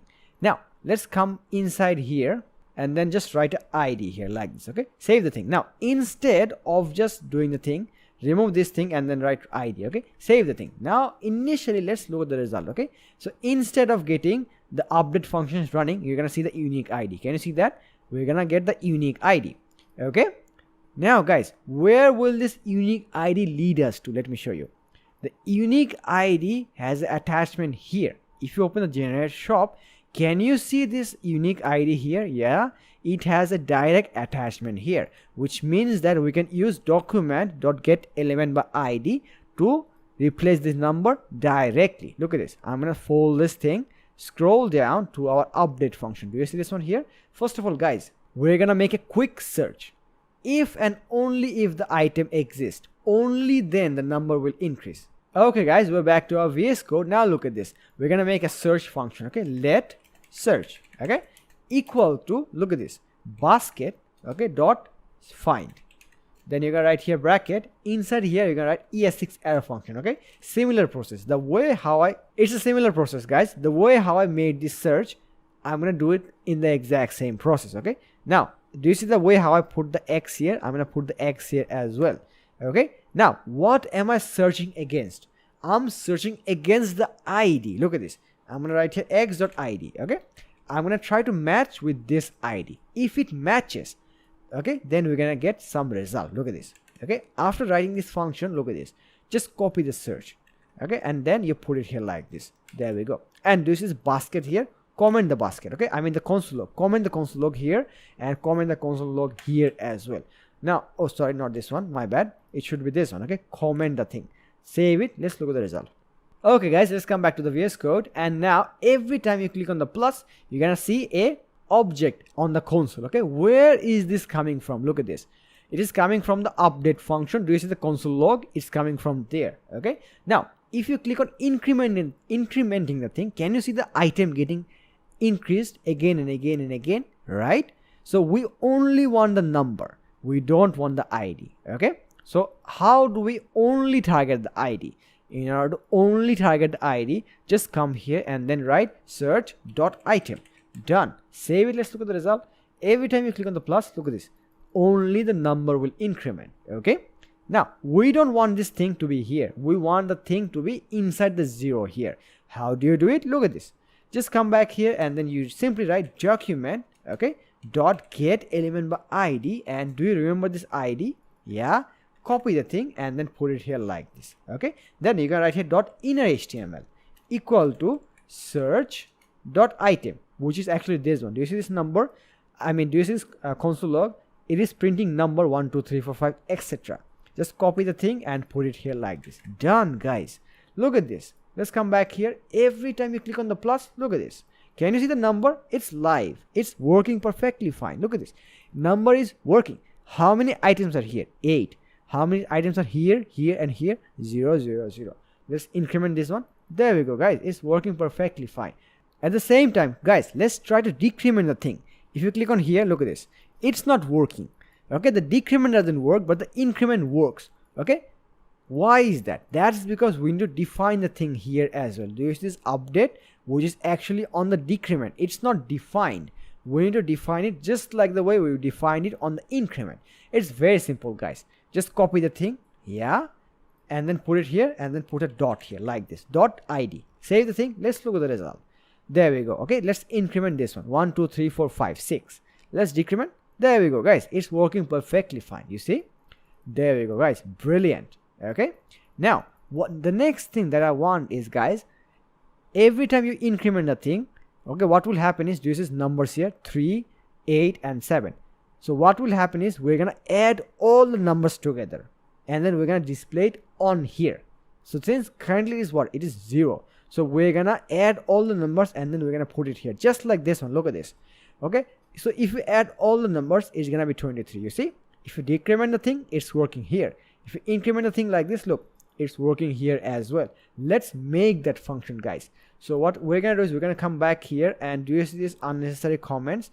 You can delete it or you can just keep it, no problem. Okay, so at the very bottom you're gonna make a function. You're gonna name the function calculation. Look at this. Let calculation, this will be ES6 error function. Okay, something like this. There we go. So guys, what are we gonna do using this function? We're gonna add all the numbers. Do you see these numbers here? We're gonna add all the numbers and we're gonna display it where? We're gonna display it inside here, okay? Okay guys, here's the question. When and how should the calculation function run? If you notice carefully guys, so whatever you do, whether you do the plus or the minus, the update function runs every time, right? So I want the calculation function to run only when the update function gets triggered, okay? So in order to do this thing, just copy the thing, okay? And then trigger the thing here like this. There we go, done. So listen, so what will happen? Let me just show you a sample, okay? So I'm gonna write here console log, okay? Console.log, and then here we're gonna write here calculation function is running, okay? Now save the thing. Now listen, every time the update function gets triggered, the calculation function will get triggered as well. Something like this. Look, first of all, do this console log, remove it or make a comment, okay? Save the thing. Now guys, let's look at the result, okay? Let's come back here, open the console, right click, inspect, okay? Now every time you click on the plus, look, first of all, let's go to the console, okay? Every time you click on the plus or the minus, look at this. Can you see this one here? The number is getting updated 1, and then we're getting this calculation function is running. We're getting this comment from where? We're getting it from the calculation function, which is this one, okay? Which means that this thing is working perfectly fine, okay? Now guys, we need to select this thing. Do you see this 0? One second. Do you see this 0 here? We need to target the 0. So how do I target this? Look at this. Okay guys, let's go back to our index.html here and then open the nav bar. So do you see this here? We have something called cart amount, okay? It is a class. We want it to be an ID so that we can easily target that inside JavaScript. Just copy the same thing, yeah, and then you put here ID equal to double quote, okay? Now paste the thing. Done. Okay guys? Now copy the thing again. Let's come back to our main.js, okay? Now inside the calculation, look at this. I'm gonna write here let cart icon equal to, we're gonna write document dot get element by id bracket double quote paste. Done. So what we're doing is we're selecting our icon here and then we're storing the selection inside a variable. So far so good guys. Now instead of this one, look at this, what I'm gonna do. I'm gonna write here cart icon dot inner html equal to, I'm gonna write here 100 as an example guys. Look at this, okay? So now if I open up the results screen, look at this. How much is this one? It's just 0. Look at this. Every time I click on the plus, it's now 100. But if I click it again, it's not gonna work, okay? How do I make it work? So look at this. I don't want it. This is called hard-coded value. I don't want this guys. No, I don't want this. Look at this. I'm gonna come here and then I'm gonna write here console log, okay? Console.log, okay? Now inside here I'm gonna write basket, okay? basket, basket. Save the thing. Let's go back here and open the console like this, okay? Now look at this. Let's select this one, okay? Select these things and select this thing. Now if I open up this basket, look at this. How many things do I have here? I have 1, 2, 3, 4. I have 4 items in my basket. Do you see the item guys? Look at this, 2, 4, 3, 4. What do I want? I want to add all the numbers, okay? So in order to add all the numbers, what I'm gonna do right now is I'm gonna select only the item. What I'm doing, I'm gonna target only the item. I don't need the ID. I'm gonna return only the item. How do I do this? Look at this guys. Just come back here and we're gonna use the map function. Look at this basket, right? We're gonna write here dot map, okay? Bracket. We're gonna write here an ES6 arrow function like this. Now we're gonna pass an argument x, which means that it's gonna target all the objects one by one. How many objects do we have here?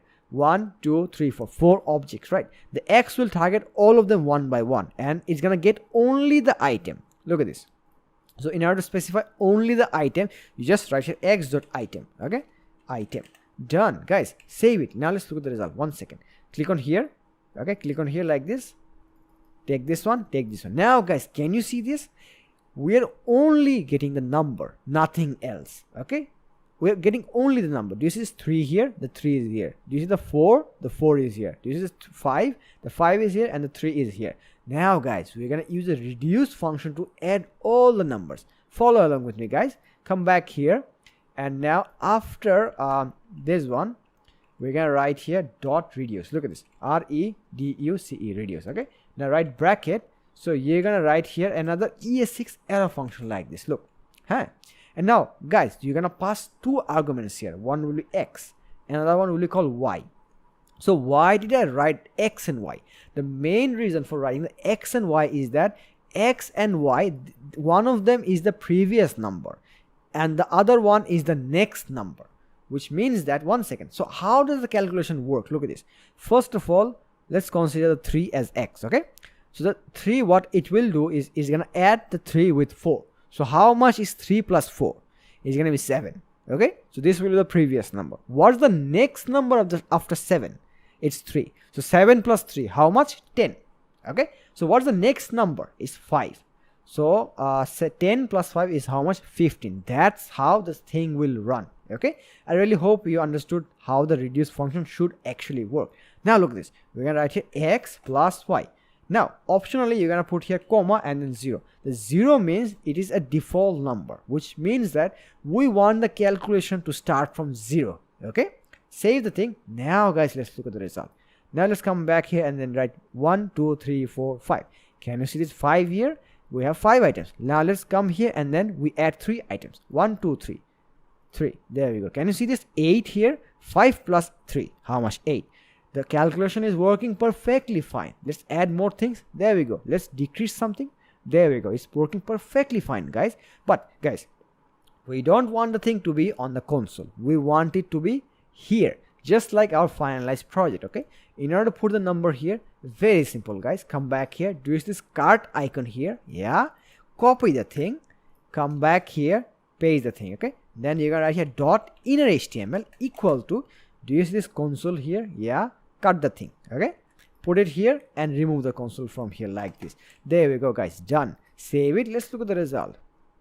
Let's close this one. Now let's increase the thing. Okay, there we go. You see 7 items here, 7 items here. Let's increase it to 3 like this, 10 items here. Let's try to decrement the thing like this. Look at this. There we go. You see it's working perfectly fine guys. Okay, so we are successful up to this point and everything. But guys, here's the thing.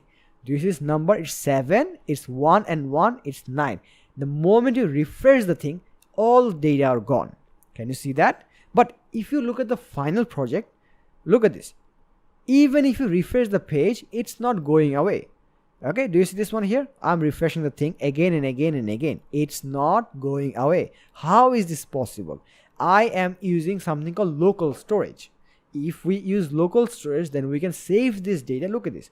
If I hit F12 and if I go to this here, there's something called application. Okay, now one second guys, let me zoom in. Do you see this local storage? There's something called storage. Okay, this is the built-in storage of your Chrome, of your web browser. If you come over to the storage, on the local storage, you click on this one and now look at this.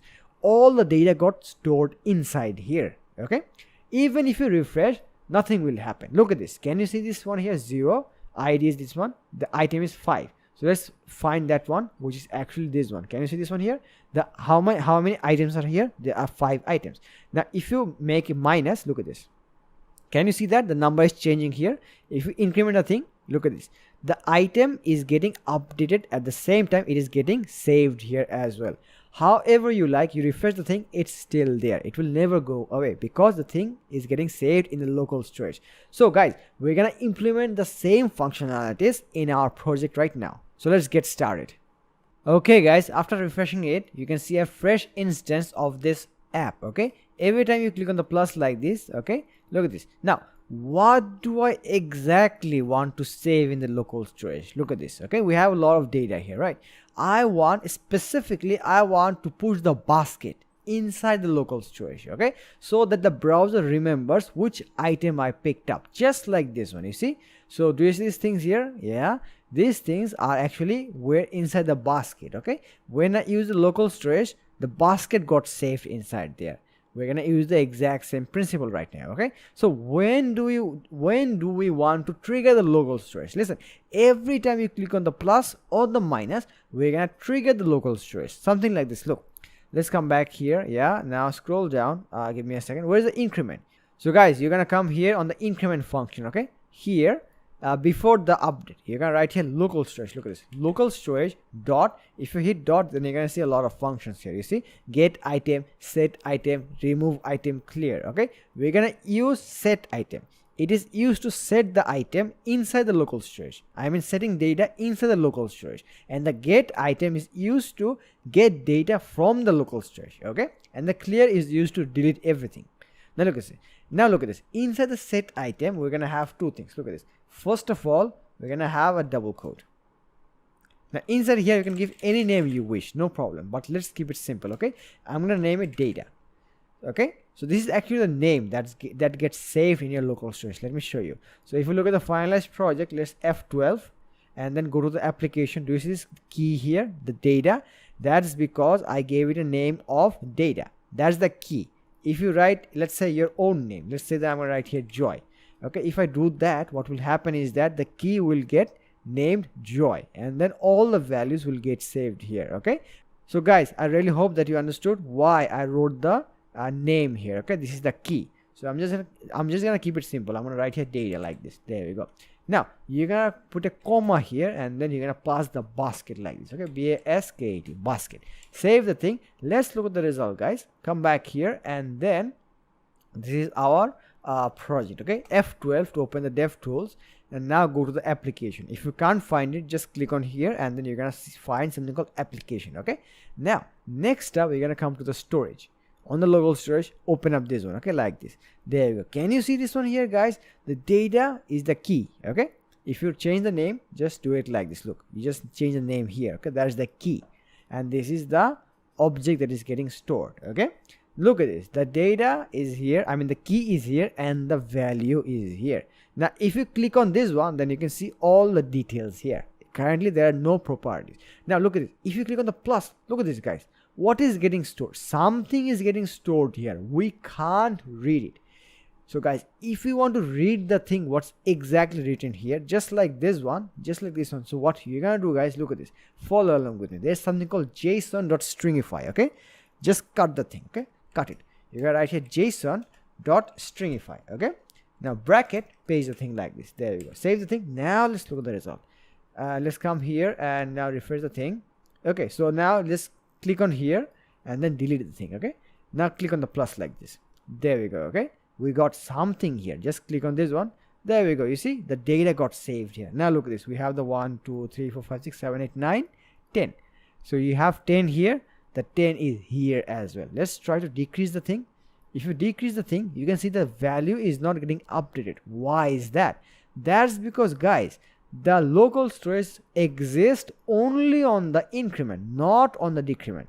To do that, just copy the thing. Yeah, come here and put it before the update. Okay, put it here like this. There we go. Done. Save the thing.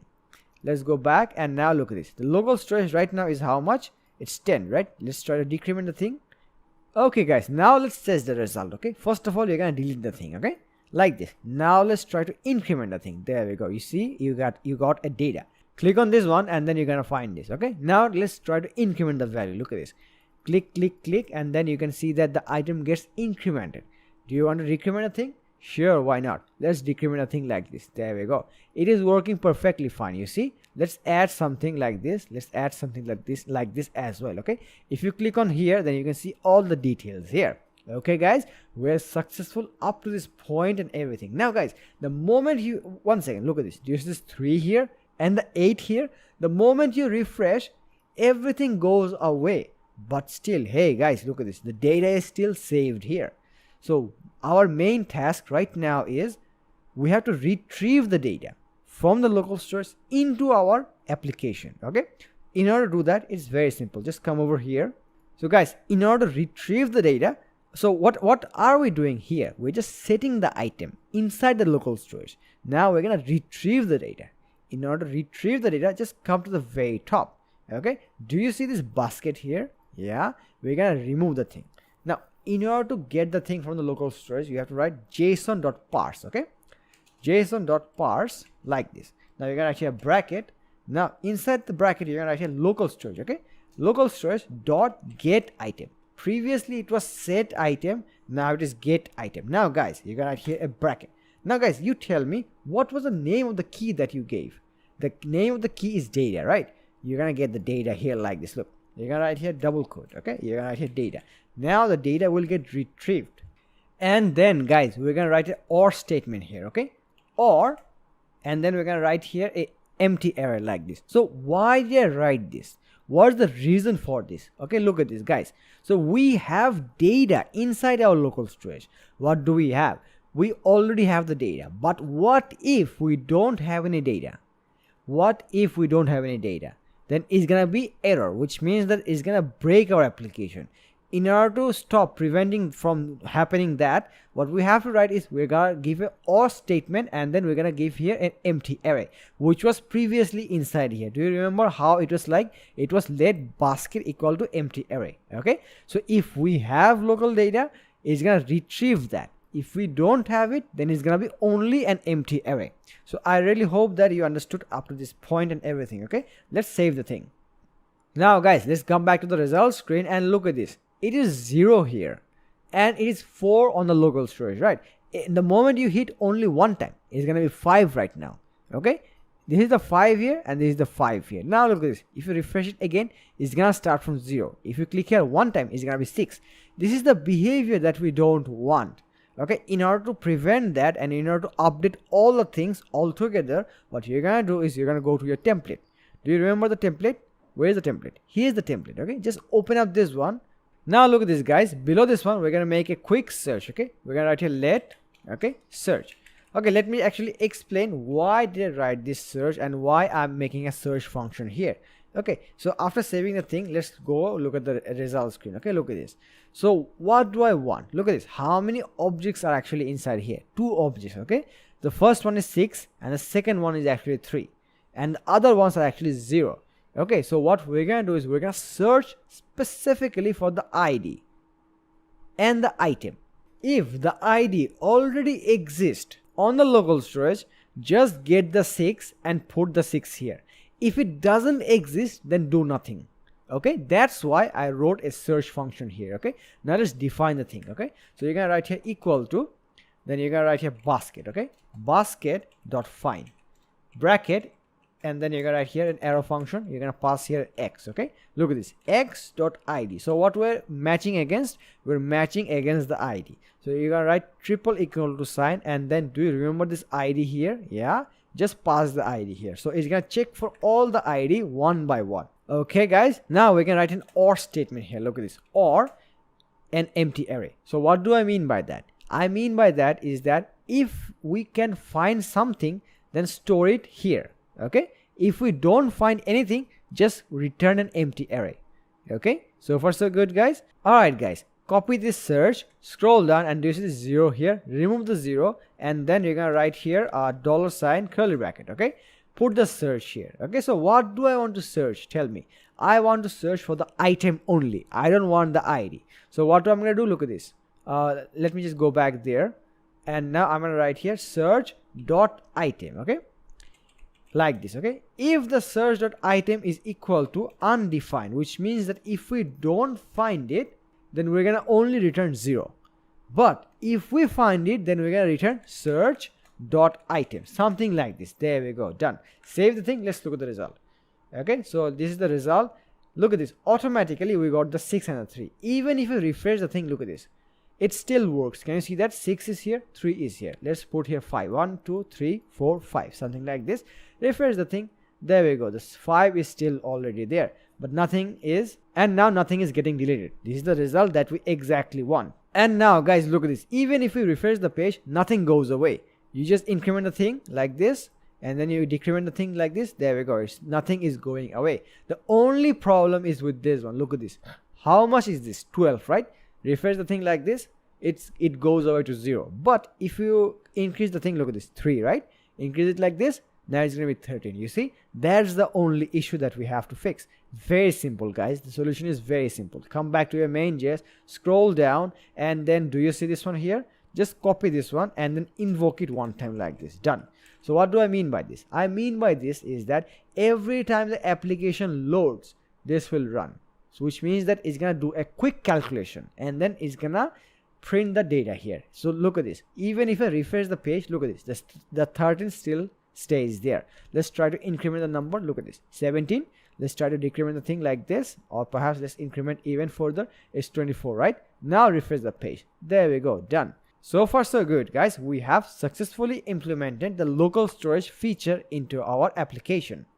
Alright guys, before moving forward, we have some problem in our code which we need to fix. For an example, look at this. If I put my mouse over here, the cursor doesn't change to pointer compared to the finalized project. Look at this. If I put my mouse here, the cursor changes to pointer, okay? In order to solve that issue, just come back to your style CSS at the very top, okay? Below the body, you can write here I.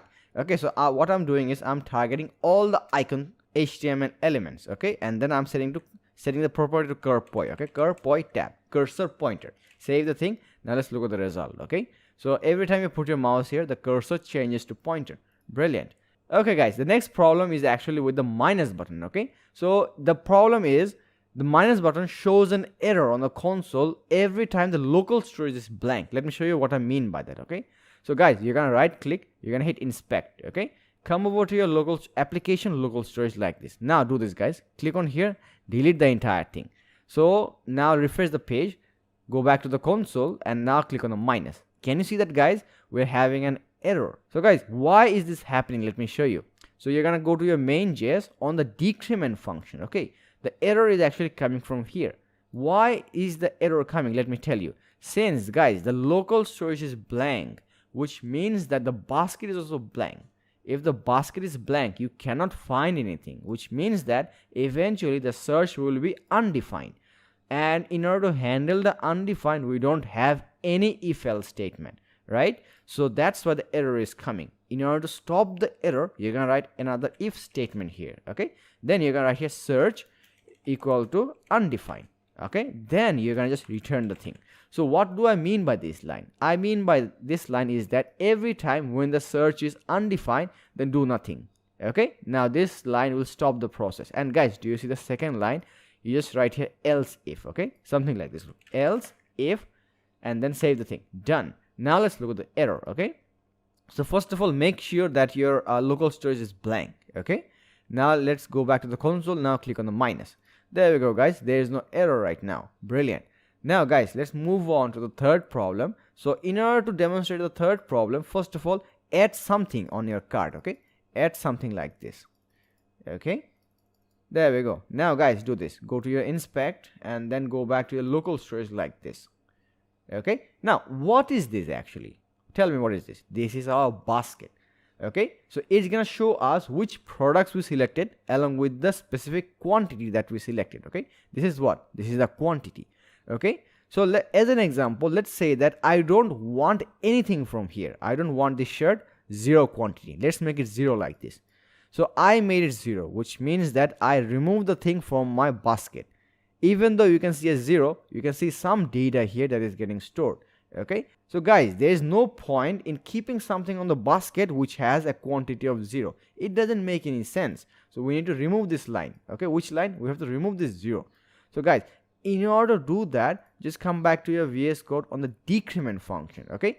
Guys, come back to the main.js on the decrement function, okay? Follow along with me guys. Look at this, what I'm doing. I'm going to write here basket, okay? Equal to, I'm going to write the basket again, and then I'm going to use the filter function. Look at this. I'm going to write here dot filter, okay? Something like this. Now you're going to write here bracket. Inside here, you're going to write an ES6 arrow function like this, okay? And inside the argument, you can pass anything you wish, no problem. But for this tutorial, let's make it simple. I'm going to pass here X, okay? Now, what are we filtering against? Look at this. We are filtering against the item, right? So now we're going to select the x.item like this. Don't worry guys, I'm going to explain this. First of all, let's write the entire statement, okay? So x.item, okay, not equal to 0. Okay guys, now let me explain the meaning of this statement. Do you see this basket here? What is this and what does it actually carry? Let's keep it side by side with our local storage and VS Code, okay? The basket on the local storage is actually an array, okay? Inside this array, it carries all the products that we selected from the store, right? And next up, we have applied a filter function here. So what do I mean by this X of the filter function? Do you see this here? We have how many objects here? We have 4 objects. 1, 2, 3, 4. So through the X of the filter function, I mean that target all of these objects one by one, okay? Next up, what we're checking is against the item. So look at this individual object here. How many things can you see here? We have two things, ID and the item. We don't need the ID. We only need to check the item, okay? So that's why I have written this x.item. And what do I mean this entire line? X.item is not equal to 0. Through this, I mean that we're gonna select all the objects which doesn't have a 0 on the item. So guys, you tell me, how many objects do we have on which the item is 0? Only one object which has an item of 0, which means that this filter will remove this object and then it's going to return the other things. So guys, once the filter function returns the filter data, what we're doing next is that we're setting the data back to the basket. So guys, do you see this line here? We're going to cut the thing and then we're going to put it at the bottom like this, okay? So why did I do such a thing? That's because, do you know the mechanics of JavaScript? JavaScript runs from the top to the bottom like this, okay? Now guys, let's analyze our code. What are we doing using these lines? Using these lines, we're manipulating, we're editing data of our basket which carries all the products that we selected. And what are we doing with the local storage set item? Using this line, what we're doing is we're saving those data of the basket inside the local storage. So the main reason for putting these things at the top and this one at the bottom is that we want JavaScript to run these lines of code first of all, so that we can have the necessary edits and changes on the data of our basket. So once that's done, what we want JavaScript to do next is that we want it to save all the data, save all the edited, updated data back to the local storage like this. So if I cut the thing from here and then if I put it at the top like this, then guys, it doesn't make any sense. What does it mean? So JavaScript, what it will do is whatever basket data you have, JavaScript will just save the thing first of all, and then it's gonna do all the edits, which means that guys, you cannot see the updates on the local storage. That's why guys, we have put the local storage at the bottom like this, okay? So guys, I really hope that you understood why I wrote this at the bottom. In the same way, you're gonna open the increment function here, and then do you see this local storage here? You just cut the thing from here like this and then put it at the bottom like this, okay? Save the thing. There we go. Done. Now guys, let's inspect our code, okay? Let's just fold it first of all. Now guys, save the thing, inspect the code, okay? So now we have a 0 here, right? Let's refresh the thing. Let's see whether it works or not. So first of all, let's delete the data, okay? Refresh the thing again. And then let's select something here like this, okay? Select something here. There we go. Then select on this one. You can see the data here. Alright guys, now let's test the result. Do you see this 4 here? It's actually here, okay? Every time you click on the plus, it works, okay? If you click on the minus also works. So let's go and make it 0 like this, okay? 3, 2, 1. It should be 0, right? It doesn't work, but instead it's giving us error. Why does it actually happen? That's because of the serial. Look at this, guys. Do you see this one here? That's because of the serial. So we want the update to run first, and then we want this line to run, okay? So since it is in the opposite direction, that's why we can't see the changes. So in order to fix that, guys, just cut the thing from here, Ctrl X, put it here like this, okay? There we go. Now guys, save the thing and then let's look at the result, okay? Now let's come here and then refresh the thing. Now how many things can you see here? Just one piece, okay? Click on here. Done. Now it's 0. At the same time, it removed the object from our basket. Brilliant. Let's test it here. It's 3, 2, 1, 0. Gone. Can you see that? Let's test this one as well. 4, 3, 2, 1, 0. There we go, guys. We're successful up to this point. Alright guys, so far so good. Now we're gonna make the cart page, okay? So let's look at the finalized project. The cart page should look something like this. Can you see this?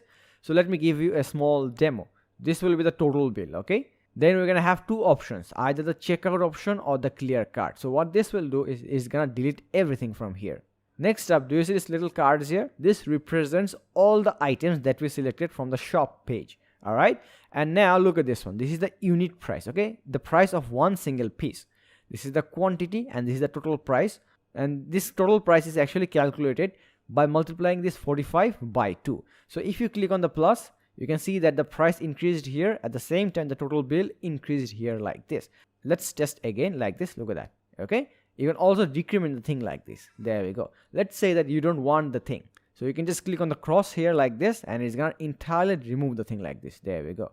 Okay, something like this. Look at that. Now let's say that you don't want anything, you don't want to buy anything. You just click on the clear cart. It's gonna remove everything, and then it's gonna show you an option called cart is empty. Cart is empty. You can go back to the home, something like this. There we go. You see, now let's start building the cart page. Alright guys, in order to make the cart page, let's go back to our VS Code. Okay, and on the folder structure, let me zoom in a little bit so that you can see it better. Here we're gonna create a new file. We're gonna name it cart.html. okay, cart.html, something like this. Okay, now guys, follow along with me. We're gonna create a folder. We're gonna name it source. So the main objective of creating this folder is that we're gonna store all of our style sheet and JavaScript file inside here. Okay, so that we can manage our folder structure in a neat and clean way. Okay, so guys, follow along with me. Okay, just drag the main.js here and the style css here like this. Okay, so since guys we changed the folder structure here, we have to go back to the index.html. okay, and do you see this links here, this one and this one here? We have to update this, otherwise we can see something like this. Can you see this one here? So in our project, no JavaScript and no style sheet got applied because we updated the folder structure here. So we have to make those updates here as well. So come here and then write source slash, save the thing, scroll down to your script here. You're gonna write here source slash main.js, save the thing. Now let's look at the result. If everything goes well, you should see something like this. You see? Alright guys, perfect. Let's go back to our folder structure here. Do you see this index.html? For this page, we have this main.js file, and for the cart.html, we're gonna have another file. We're gonna name it cart.js, something like this. Okay, now guys, let's go back to our cart.html. Here we're gonna write some boilerplate code. Okay, something like this, exclamatory sign, tab, done. Now guys, we don't have to write anything from scratch. We just copy paste lines from the index.html. okay, so come back to your index.html, scroll up. Do you see these 3 lines here? This is the Bootstrap Icons, this is the link for the style css, and this is the title tag. Okay, just copy the 3 lines, something like this. Okay, copy the thing. Let's go back to our cart.html and then replace the thing with this. Okay, there we go, done. Now guys, here we're gonna write the script source control space. You're gonna go to your source and then you're gonna select the cart.js. Okay, save the thing guys. Okay guys, this is the finished project. Can you see this nav bar here? This is the cart page. If you go back to the home page, you can see the same nav bar here, which means that we don't have to build anything from scratch. We can just copy paste the thing inside our cart page. But guys, look at this. Can you see this one here? If I click on here, it goes to the cart page. If I click on here, it goes back to the home page. This is the navigation, and in order to build that, we're gonna use the anchor tags. So let's implement those things in our project. So guys, you're gonna go to your index.html first. Okay, now in order to do the navigation part, you're gonna hit here a tab. Okay, control space. It should lead us back to the home page. Okay, cut this h2 tag from here, and then we're gonna paste it here like this. All right, now let's make another anchor tag which will lead us to the cart page. Okay, something like this. There we go. Now inside here, what you're gonna do is do this div here, just copy the entire thing. Cut the entire thing, then paste it here. Okay, save the thing guys. Now do this. You just close the nav bar here like this, copy the entire thing, go back to the cart.html. Now inside the body tag, paste the entire thing. Okay, then you can also fold it like this, save the thing. Okay, now guys, let's look at the result. Okay, if everything goes well, it should look something like this. Can you see this one here? It looks odd. It was previously white in color, but why is that? That's because the anchor tag actually have some default styles which we need to remove. So come back to our style css at the very top here. Okay, below the I tag, we're gonna write here a curly bracket. Okay, td tab, text decoration none, and then we're gonna set the color to white. Okay, something like this. There we go guys. Now let's look at the result. So it should look something like this. Okay, now guys, look at this. We can navigate between the cart page like this. We can also go back to the home page. There we go guys. So far so good, but guys, there's a little bit of problem. Can you see this number here? It's 15, 1 5. But if you go to the cart page like this, it's 0. Why is this actually happening? Let me tell you. The main reason is that do you see this cart.js page is totally blank. It doesn't have any data. That's why we're seeing a 0 here. So guys, in order to fix that thing, what we're gonna do is we're gonna look at this, guys. Do you remember our local storage here? Let me show you. We have all the data saved here. What we're gonna do is we're gonna pull this data inside our cart.js. Okay, so guys, we don't have to write anything from scratch. Let's just go back to the main.js. Okay, now do you see this line here? Let basket equal to this one. So it is already doing a job of pulling data from the local storage. So what is this? This is trying to pull data from the local storage. If we don't have anything, only then it's gonna return us an empty array. Okay, so guys, let's just copy the thing, and now let's go back to the cart page, paste the thing, done. Now in order to be sure whether the thing actually works or not, just console log the thing. Okay, console.log. Okay, we're gonna write here basket, something like this. Save the thing, guys. Now let's look at the result. Okay, so if you go to the console here, you should see data coming back from the local storage, something like this. But guys, the number 15 is not here. If we go back to the home page, the 15 is here, but actually not here. So in order to solve that issue, guys, do you remember that we created a function inside main.js? Its name was calculation. Do you remember this? So what's the job of this calculation? Tell me, guys. The main job of the calculation function is that, let's go back to our this is the cart page. Okay, so now let's open up this data. The main job of the calculation function is that, do you see these items here? It got some number. Okay, so what the calculation function will do is that it's gonna add all the numbers, okay, and then it's gonna show it here. So guys, in order to solve this issue, let's go back to our main.js. Okay, here let's copy the entire calculation function along with this statement. Okay, just copy the thing. Let's go back to our cart.js and then paste the thing here. Now guys, we don't need this one anymore. Let's remove the thing, save the thing, guys. Now guys, let's look at the result. If everything goes well, then you can see 15 here. If you go back, you have the 15 here. Okay, let's select something else. Let's say that we're gonna select these things up to, let's say, 15. Okay, now you can see that previously it was 15, now it's 30. It's 30 right now. If you click on here, then you can see that the thing also got updated along with the home page. Next up, guys, go back to your VS Code on the main.js, and then you're gonna scroll to the very top. Do you see this variable here? This variable name is shop items data. What is this actually? This is an array which carries all the data of the products that are listed on the shop page. We can also create a separate file for this gigantic data. In order to do that, what you're gonna do is you're gonna first of all fold the thing. Okay, then cut the thing from here. Okay, now on the folder structure, look at this. Inside the source, click here. Then you're gonna create a new file. You're gonna name it data.js, something like this. Then you're gonna hit enter. The variable that you have cut, you're gonna paste it here like this. Okay, let me zoom out a little bit. I'm gonna scroll up. Do you see this one here? It got here. Save the thing, guys. Now if you look at the result screen, you can see that the entire thing broke down, something like this. You see, shop items data is not defined.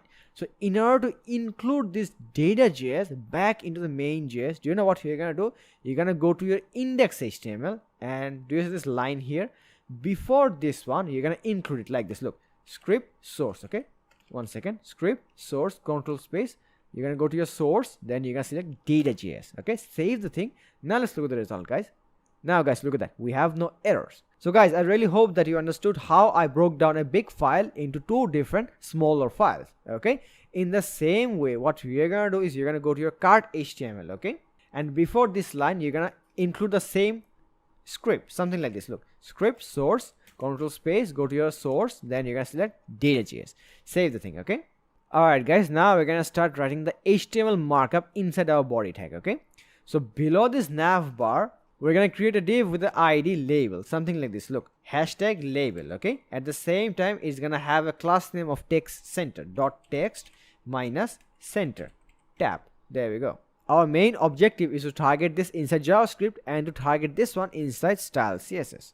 Okay, below this line, we're gonna create another div with a class name shopping cart. Look at this, dot shopping minus cart. Okay, at the same time, we're gonna give it a ID of the identical name, something like this. Look, hashtag shopping, okay, minus cart tab. There we go. We're gonna target this in JavaScript. This will be targeted inside style CSS. Now guys, you might ask me a question like, what's the main reason for creating this one and the main reason for creating this one? Let me show you guys. If we go back to the finalized project here, okay, let's go to the cart page. Now, do you see this component here, the total bill and the checkout clear cart? This component will be actually built inside here. And do you see this one here? Inside here, what we're gonna do is we're gonna build these cards here. So guys, I really hope that you understood why I created these two divs, okay? We're not gonna write anything inside these two divs. We're gonna create these two components using JavaScript. So first of all, do this guys. First of all, this is ID here. We're gonna select both of them inside the JavaScript, okay? First of all, target the label, okay? Let's go back to our card.js, and at the top, what you're gonna do is you're gonna write here let label, okay? Since this is an ID, you're gonna write here document, okay? Document dot get element by ID. You're gonna write bracket, single quote or double quote, paste the thing, okay? Done. Next up, you're gonna write here let shopping cart, okay? Shopping cart equal to document dot get element by ID, okay? Bracket, single quote or double quote, like this. Let's go back to our cart HTML. Then you're gonna copy this one. Do you see this ID here? Yeah. Copy the thing. Let's go back here and paste the thing like this. There we go. Done. Okay guys, so far so good. Now guys, do you see this one here? On the finalized project, we have all the cards here, okay? We're gonna build this one first of all, and then we're gonna build this one later on, okay? So in order to build all of these cards, we're gonna create a function. The function name will be generate cart items. Follow along with me guys. Below the calculation, we're gonna write here let generate cart items, okay? This is gonna be an ES6 arrow function, something like this, okay? Then we're gonna write curly bracket. Okay guys, listen to me carefully. Inside this function, we're gonna have two cases. The first case is when we will have data on the basket, and the second case is when we will have no data on the basket. Let me show you what do I mean by that. First of all, save the thing, okay? Let's go back to the finalized project, okay? So look at this guys. This is the first case when we have some data on the local storage. Let's say that we don't have any data. So if we have data on the local storage, then the thing will look something like this. But if we don't have any data on the local storage, then what will it look like? It will look something like this. Look, if I clear the cart, then it's gonna look like this, okay? Cart is empty, back to home. So in order to generate both of these two components together, we're gonna use the if else statement, okay? In order to do that, let's come back to the card.js, and inside here we're gonna write an if else statement. Look at this guys, follow along with me. So guys, we're gonna write a if else statement here, okay? If bracket, curly bracket, okay? On the next line, we're gonna write else, curly bracket, okay? So inside this bracket, you're gonna write basket.length, okay, is not equal to 0. Okay, so what do I mean by this if else statement? By this, I mean that when the basket length is not equal to 0, you're gonna run this code. Else, you're gonna run this code, okay? So let's test the result, okay? So we're gonna write here console log, okay? Console.log, okay? We're gonna write here basket is not empty, okay? And now inside this else statement, we're gonna write console log, okay? Console.log, we're gonna write here basket is totally empty, okay? Now after saving the result, just copy this thing, and then we're gonna invoke the function here, okay? Now bracket, save the thing. Let's look at the result, okay? So this is the result screen here. You're gonna go to the cart HTML page, okay, like this. Can you see this one here? It is written basket is not empty. But guys, let's go to the application local storage, okay? Let's clear the entire thing. Now let's refresh the thing, go back to the console, okay? You can see that basket is totally empty. So guys, I really hope that you understood how this if else statement is working, okay? So guys, let's remove the console from here like this, okay? And before writing the if statement, let's finish the else statement first of all, okay? So what you're gonna do is you're gonna scroll up. Do you see this shopping cart here? Yeah. What is it doing? It is targeting the ID from the HTML element, okay? So copy the thing and then scroll down. Paste the thing here, and then you're gonna write here .inner HTML equal to backticks, okay? We're gonna make it just blank like this. And on the next line, what you're gonna do is, do you remember this label here, which is also coming from the HTML element, okay? Just copy the thing, scroll down here, okay? Paste the thing like this, then you're gonna write here .inner HTML equal to, what we're gonna write here is, look at this. First of all, you're gonna write backtick, okay? Then you're gonna write here h2 tab. And guys, here you're gonna write cart is empty, okay? Something like this. empty. And on the next one, you're gonna write here a tab. Okay, so what this will lead us to, this anchor tag will lead us to the index.html, which is the home page. Okay, index.html. okay, so inside here what we're gonna write is we're gonna create a button. Look at this, button dot, we're gonna attach a home button class name. Okay, something like this. Then you're gonna hit tab. There we go. Now can you see this one here? It's written class name. Don't do it, guys, otherwise it's not gonna work. So it should only be a class, not class name. Now inside here we're gonna write back to home, something like this one, back to home. Done. Save the thing. Now let's look at the result, guys. Now guys, if we look at the result screen, it looks something like this. The cart is empty, and back to home page we're seeing this component here. Now what we're gonna do is we're gonna put it on the exact center. In order to do that, come back to your style CSS here. Okay, and at the very bottom, come to at the very bottom here like this, and we're gonna write first of all a comment. Okay, so we're gonna write a comment like this. Okay, star exclamatory sign. Here we're gonna write style rules for label and some buttons. Okay, something like this. Save the thing. Now below this one we're gonna write text center. Do you remember this, guys? One second. On the cart HTML, do you see that we have a class of text center? Just copy this from here. Okay, come back here and paste it like this. Okay, dot paste curly bracket. Inside here you're gonna write TA tab, then center. Okay, then you're gonna write margin bottom 20 pixel. Okay, MB tab 20 pixel. Save the thing. Now let's look at the result, guys. The result should look something like this. And guys, the main reason for putting the margin bottom 20 pixel is that if you look at the finalized project here, then you can see this gap here. This gap is actually margin bottom of 20 pixel. You can't see it here. That's because we don't have those cards getting generated here. Okay, use this back to home button. We're gonna style it right now. So let's go back to our style CSS. Here we're gonna write home button. One second, guys. Let's first of all come back to the cart HTML. Okay, not here, sorry guys, cart.js, and this is class name here, home button. Copy the thing, come back to your style CSS, and then you're gonna write here dot paste. Okay, then you're gonna write here curly bracket. So you're gonna set the background color BGC tab. Remove this thing, and then you're gonna hit control space. Do you see this color here, 212529? Get this one. Okay, next up you're gonna write the color to be white. Okay, next up we're gonna remove the border. Okay, border none. Okay, then we're gonna apply some padding of 6 pixel to all sides. Okay, next up we're gonna write the border radius to 3 pixel. Okay, border radius 3 pixel. Okay guys, next up we also need a little bit of cursor pointer. Okay, curpoi tab.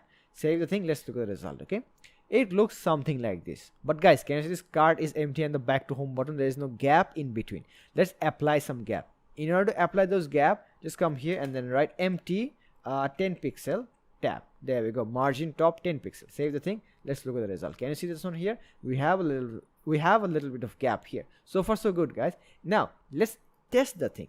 If you click on back to home, it should lead you back to the home page. Can you see that, guys? Perfect. Let's go back here like this. There we go. So guys, it's working perfectly fine. But here's the question actually. Why are we seeing this component? The main reason for seeing this component is, let me show you guys. So do you remember this function here on the cart.js? We have it. Okay, generate cart items. We have a if else statement here. So the if statement will run only when the local storage is not empty, and the else will run when the local storage is empty. Look at this, guys. We don't have anything on the basket. It's totally zero, right? Let's go back to the home page here. Let's select something. Okay, I have selected this thing here. So now the local storage is not empty. Our basket is not empty. If you go to the cart page now, look at this. This component is not rendering again. Why is that, guys? That's because now the else is not running. The if statement is actually running, but it is not defined. It's totally blank. That's why we can't see anything here. Let's go back to the home page here. Look at this. Now let's remove the thing like this. Okay, let's make it 0. Let's come back here. Look at this. We can again see the component. That's because this time the else is running. So now guys, let's actually define the if statement here. Okay, so guys, follow along with me. So on the if statement, we're gonna write a return here. So what is it gonna return? Look at this. We're gonna scroll to the very top. This is shopping cart here. Yeah, copy the thing, scroll down here, and then we're gonna paste the thing like this. Okay, now we're gonna write here dot inner HTML equal to, we're gonna target the basket. Do you remember the basket? Where is the basket? The basket is actually here. And what is this? This is an array which carries all of our selected products. Okay, inside the basket we're going to make a map like this. Okay, then bracket, we're going to write a ES6 arrow function like this. Next up, we're going to write a X here. The main reason for writing the X is that, let me show you 1 second, guys. Let's go back to the home page here. Let's select something. Okay, let's select something like this. Let's go to our local storage here like this. Where is it? Let's come here, application, local storage. Okay guys, this is the local storage data. The main reason for writing this X is that it's gonna target all of these objects one by one. Okay guys, that's why I wrote this X here. Okay, you can write anything you wish, no problem. Okay, I'm just gonna keep here X. Now next up here, I'm gonna write a curly bracket. Okay, enter. Next up guys, let's return something again. Okay, we're gonna return here a template literal. So we're gonna write here backtick. Okay, now inside here we're gonna create a div with the class name cart item. Look at this, dot cart minus item. Okay, tab, and this is class name here, which should be only class, otherwise it's not gonna work. Okay, save the thing. Let's write something here. Okay, hello, like this. Save the thing. Let's look at the result. There we go. If we go back to the cart page, you can see some hello here. 1 second guys, can you see hello, hello, hello? Why is it repeating 4 times? Okay, you might have a question like, why is it repeating? If you recall, what did I tell you? The X, where is the X guys? This X will target all the data from the local storage one by one, and then it's gonna run this function here. Can you see this one here? It's gonna target all of them one by one, and then it's gonna target, and then it's gonna run this function. That's why we got the hello 4 times. But let's say that 1 second guys, how many data do we have here? 4. 1 2 3 4. Let's say that I'm gonna make something 0. Okay, I don't want anything here. If you go to the cart page right now, you can see 3 hello. Why is that? That's because we only have 3 items selected inside our basket. Now there's something strange here. This is little icon. 1 second guys, let me zoom in. Do you see this uncommon comma here? We don't need the comma. In order to remove that comma, just come back here, and do you see this here? You just come here, and then you can write dot join. Okay, bracket, single quote or double quote like this. Save the thing. Now guys, let's look at the result. Okay, you can see that the strange comma is gone. Brilliant. Let me just scroll out from here like this, and this is the thing that we don't want guys. We want it to look something like this. Okay, so in order to make the thing, we have to write nice code here. Okay, so let's get started. Let's remove the hello from here, and then we're gonna hit enter. Okay, inside here we're gonna first of all include the image. Do you remember the image guys? So I'm gonna write here img tab. Okay, the source of the image will actually come from the data.js. Can you see this one here? Data.js. Yeah, we have all the data here. Okay, so look at this guys. Did we include this on the cart HTML or not? Yes or no? Let's just check the thing. Okay, let's go to our cart HTML and look at this. Okay, so before the cart.js we have the data.js, which means that we can freely use this variable inside our cart.js. Let me show you. Copy the thing, come back to the cart.js. First of all, save the entire thing. Okay, now if you write here console log like this, look at this. I'm gonna write here a small console log. Okay, console.log bracket, paste the thing. Okay, shop items data, which is coming from where? Data.js. Okay, now look at this. I'm gonna save the entire thing. Let's go and look at the result. Okay, you're gonna hit F12, go to the console. You can see the data array 4, and it carries all the data of the products that are selected, that are listed on the shop page. Look at that. It got the description, it got the ID, image, name, price, etc. So far so good guys. Now guys, let's go back to our VS Code on the main.js. Okay, so not main.js, sorry, cart.js. Let's remove the thing from here, and now what we're gonna do is we're gonna come to our if statement here. Okay, now guys, look at this X. Can you see this one X here? So what does it carry? What is this X? This X is actually a object. Look at this. Let me show you. So we're gonna write here console. Okay, .log. We're gonna write here X. Save the thing. So what will happen is this X will run 4 times. Why is that? That's because guys, not 4 times, sorry, it's gonna run 3 times. That's because guys, look at the application local storage. How many things do we have on the basket? 3 things. Okay, that's why the X will run 3 times. Now look at the console. Can you see this one here? We got the ID and the item. Now guys, can you see this ID here? IOY something, IOY. Look at the first 3 letters, IOY. According to the ID, okay, according to this ID, let's search inside our data.js. Look at this. Let's come back here on the data.js, and where is the IOY? Here is it. Okay, can you see this one here? This is our IOY ID. Now look at this guys. What does this object carry? this object carries our image. It carries the price and it also carries the name. So do you know what I'm gonna do, guys? Using this ID, using this X ID, I'm gonna grab the data from the data.js and then I'm gonna target this image. Do you see this image here? I'm gonna target this image and then I'm gonna get it inside the source. Let me show you how I do the thing. So what I'm gonna do is, first of all, I'm gonna destructure the X. Okay, why do I destructure the X? That's because look at this. Do you see this one here? We have both the ID and the item. We don't need the item right now. We only need the item. Okay, so in order to just target the ID, we just destructure the thing like this. Look at this. Let curly bracket, okay, ID comma, then we're gonna write here which one, item, okay, equal to X. Done. Now we can freely use the ID which is coming from this X. Okay, next up, guys, we're gonna make a search function. Look at this. Let search search equal to, so what are we searching from?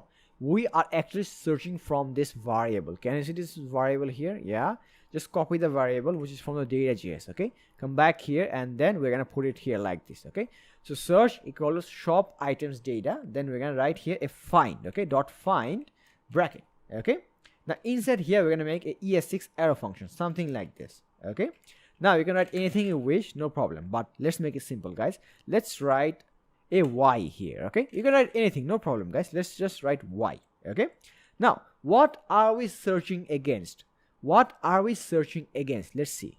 So look at this ID here, guys. Where is this coming from? This is actually coming from the basket. Okay, and where is this Y coming from? This is coming from the data.js. Okay, so what do I want? I want to match this ID with this ID, which means that whatever ID we have on the basket, we want to match that with the ID from our database, something like this. Let me show you. Okay, so we're gonna come here and then we're gonna write here y.id is triple equal to ID. This ID is coming from here, which is from the basket, and this is coming from the database, which is from the data.js. Okay, and then what we are gonna write is, you're gonna write an or statement here, or you're gonna make it blank like this. So what do I mean by this? I mean by this is that if you find something, then return it. But if you can't find anything, then just return an empty array here like this. Okay, so far so good, guys. Save the thing. Now, guys, we can freely use the image from the database. Okay, how do I do it? Look at this. Come back to the card.js and do you see this one here? We're gonna come here and then we're gonna remove the thing. We're gonna write here $ curly bracket search.img. Save the thing. Let's look at the result. Okay, the image is huge. Can you see that? But we got all the images. In order to make it smaller, let's come back here and then we're gonna select a width here. Okay, width like this equal to, then we're gonna write here double quote 100 like this. Okay, save the thing. Let's look at the result. Okay, there we go. Our images got smaller. Can you see this one here? Okay, why do we have only 3 images here? The main reason for having 3 images is that look at your application local storage. How many things did you select from the basket? How many things do you have on the basket? These are the products that you selected from the shop page. You have only 3. That's why you have the 3. Which one is missing? The casual shirt is missing. Okay, let's go back to the home page. Here's the casual shirt. Okay, so if you select something from here, let's look at the result. You got now 4 images. Okay, if you go back here, let's say that you don't want t-shirts. Remove the t-shirt from here. Let's go back here. There we go. We don't have any casual shirts here. Okay, so far so good, guys. Now we also need to apply some styles and get the data here so that it looks nice, just like this one. Okay, so in order to do those things, go back to your VS Code, and below the image we're going to create another div with a class name details. Look at this, dot details. Okay, tab, and use this class name here. I'm really sorry, guys, you have to remove this one from here. It should be only class equal to details. Okay, now, guys, inside these details we're gonna have 2 div and 1 h3 tag. Let me show you what I mean by that. Okay, so you're gonna write here dot title minus price minus x, something like this. Look, title, okay, minus price minus x tab. Also give an indent here like this. Okay, now let's go to the next line and we're gonna create another div which will be named card buttons like this. Look, dot card minus button tab. On the next line you're gonna write a h3 tag. Okay, something like this. Now, guys, what's the main reason for creating these 3 HTML elements? Let me show you, guys. Do you see this title, price, and the X? Okay, so if I compare that with the finalized project, look at this. Do you see this one here? We have something called casual shirt. We have the price and we have the cross sign. Okay, so using this div, do you see this div here? Yeah, using this div, we're gonna create these three things together. Okay, next up we have something called card buttons. Can you see this one here? So using this one, we're gonna create this. Do you see this button here along with the plus, minus, and the quantity here? Yeah, so guys, using this one, we're gonna build up this component here. Okay, and do you see this price here? We're gonna display that price inside the h3 tag. Okay, so I really hope guys that you understood why I wrote the thing. Okay guys, now let's put some gap in between them so that it looks nice and understandable. Now inside the first one, inside the first div, what we're gonna write here is, look at this, follow along with me guys. Let's give some indentation here like this. We're gonna have two things. First one is the h4 tag. Okay, tab. Next up, we're gonna have an icon, which will be the cross sign. So in order to get the icon, just come over to your icons.getbootstrap.com, and here you just write here just a x. Now scroll to the very bottom. The x is actually here. Where is it? Here is it. Okay, x minus lg. Click on this one, then copy the link. Okay, let's go back to our card.js. Okay, now paste the thing like this. Okay, save the thing. Now inside this h4, we're gonna write a p tag. Okay, first of all, let's give it some indentation like this, p tab. Now inside here, you're gonna write $, curly bracket, search dot name. So where is this name coming from? This name is actually coming from the data.js. This is name here, casual shirt, then we have office shirt, etc. Okay, I really hope that you understood how I'm doing this thing. Okay, save the thing. Now let's look at the result. Okay, if you look at the result, it will look something like this. Can you see this one here? We have the office shirt, and then we also have an X here. But don't worry guys, even though it looks bad, we're gonna use styles to make the thing look nice. Okay, just follow along with me what I'm doing. Let's go back. By the way guys, can you see this X here? We're gonna make it in red color. So let's do that right now. So do you see this? Where is it? This is b minus x minus lg. Copy the thing. Now let's go back to your main where is it? Style css. So guys, you're gonna come back to your style css at the very bottom. Okay, here you're gonna write here dot paste. Okay, then curly bracket bgc, not bgc, sorry, it's gonna be color. We're gonna set it to red color. Okay, and then we can also optionally give some font weight. Okay, font weight we can set it to bold. Okay, bold. Save the thing. Now guys, let's look at the result. Okay, now you can see that, you can notice that the X is actually red in color. Brilliant guys. Now let's go back to our VS Code after zooming out. Where is it? Here on the card.js. Okay, below this p tag you're gonna create another p tag which will display the price, okay, of the single quantity unit. Okay, so just right here $, space, $, curly bracket again. This $, will be the currency, and this one will be the variable. Okay, so here you're gonna write search dot price. Okay, this price is also coming from where? It is coming from the data.js, which is here. Can you see this one here? Yeah, let's go back here, and now let's look at the result. Okay, it should look something like this. Can you see this one here? We have the office shirt here, we have the price here, and then we have the delete button here as well. So far so good guys. Now we're gonna style it in a way that it looks nice. Okay, in order to make it nice, first of all, let's go back to our style css, not style css, sorry, cart html. And guys, do you remember this one here, shopping cart? Copy this thing. Okay, like this. Now let's go back to our style css, and at the bottom here, let's create a comment first of all. Okay, comment like this.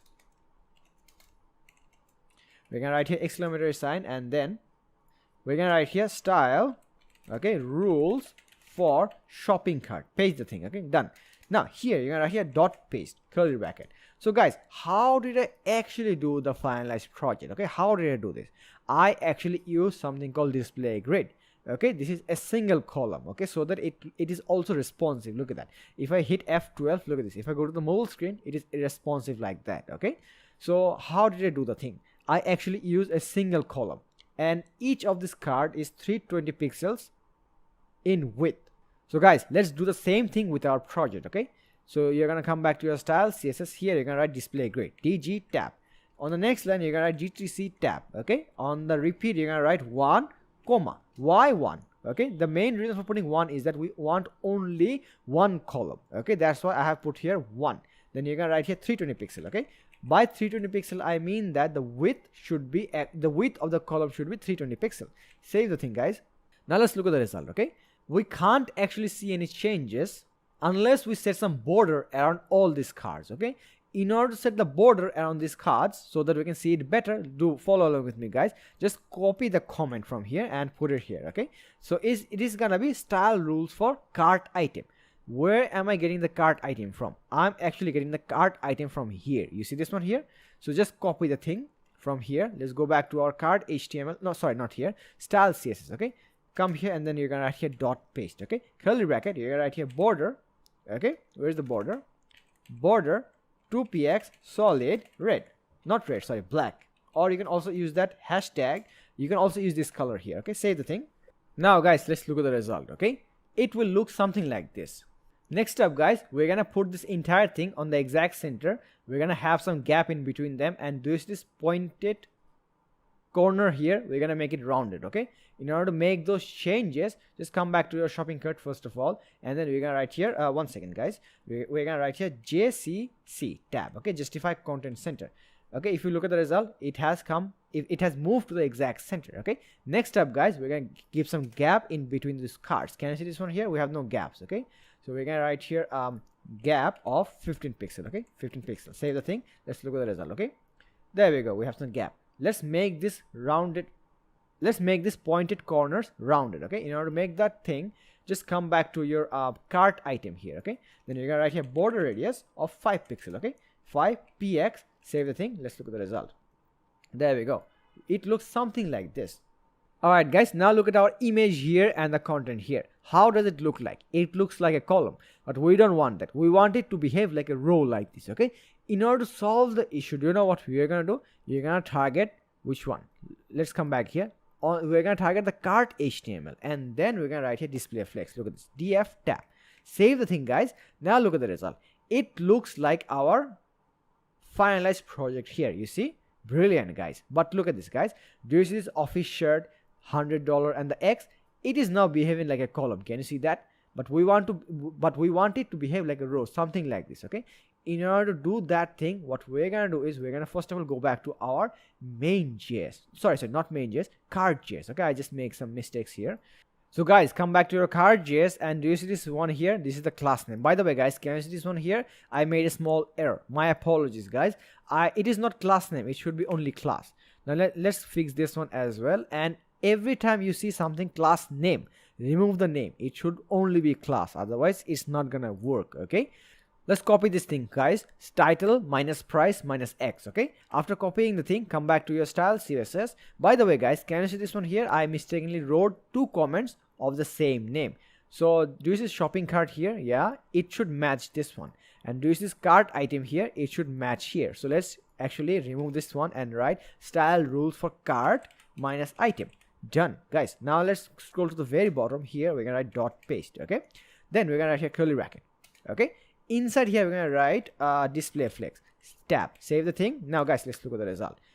It should look something like this. But guys, can you see this one here? This X and these things are not aligned on the exact center. Okay, so in order to solve this issue, look at this. I'm just gonna come back to my VS Code. Let me just keep it here like this. Okay, you keep your eyes here. Okay, and then I'm gonna write the code here. Look at this. I'm gonna use AIC tab. The moment I hit the save, look at this. They are now aligned on the exact center, right? And next up, guys, do you see this X here? I'm gonna put it at the corner here. In order to do that, we're gonna write JCSB. Okay, justify content space between. Save the thing. Now let's look at the result. Can you see that it didn't work? Why didn't it work, guys? Let me show you a trick. So if in order to understand something like why a certain element is not working, always add this. Okay, border. Okay, 2px solid red. Then you can see the entire element here. Can you see this one here?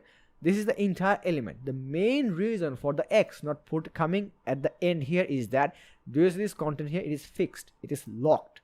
Okay, it cannot expand itself. So in order to make it expand, what we're gonna do is we're gonna give here a width. Look at this. We're gonna set it a width of 195 pixel like this. Okay, save the thing. Let's look at the result. There we go. Can you see this X now expanding here? Brilliant, guys.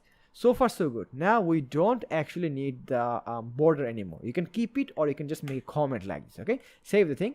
There we go. It looks nice. But guys, look at this one. Do you see this $300? Then we have the $100 here. We don't want it here. We want it to be here, just like this one. Can you see this one here? Yeah.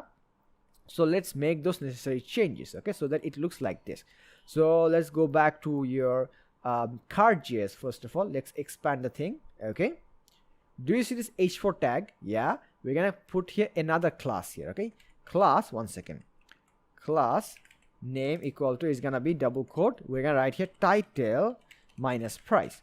So why did I put both the title minus price? That's because this tag actually carries both the name, I mean the title, and the price. That's why I named it like this.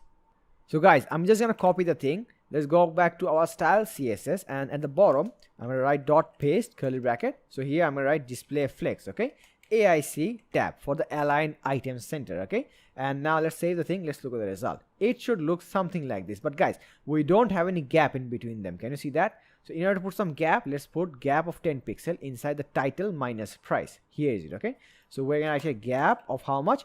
10 pixel. Okay, now look at this, guys, we have a gap of 10 pixel here. Okay, do you see this price here? We want to style it in a way that it looks nice, just like this one. Okay, so follow along with me, guys. So where is this actually located? Let's first of all locate that. You're gonna go to your card.js. Okay, now where is it? It's actually here. Can you see this one here? Search dot price on the p tag. Yeah, so we're gonna attach a class here. Okay, look at this. We're gonna write here a class, okay, equal to double quote, it's gonna be cart item price. Okay, cart minus item minus price. Okay, now copy this thing from here. Let's go back to your style. First of all, save the thing. Okay, copy. After copying the thing, go back to your style CSS. Okay, and at the bottom you're gonna write dot paste. Okay, curly bracket. Inside here you're gonna write first of all BGC. Look at this, BGC tab. Okay, you're gonna select a color which we specified 212, control space. Okay, if you forget the thing, like this. Okay, 212529. Then we're gonna set the color to white, something like this. Okay, there we go. Now if you look at the result after saving, it should look something like this, right?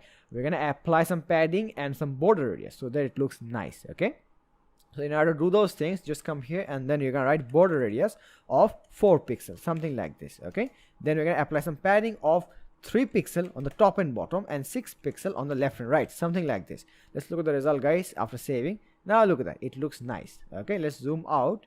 Okay, next up, guys, do you see buttons here? Yeah, do you think that this looks very familiar? Yes, it looks familiar.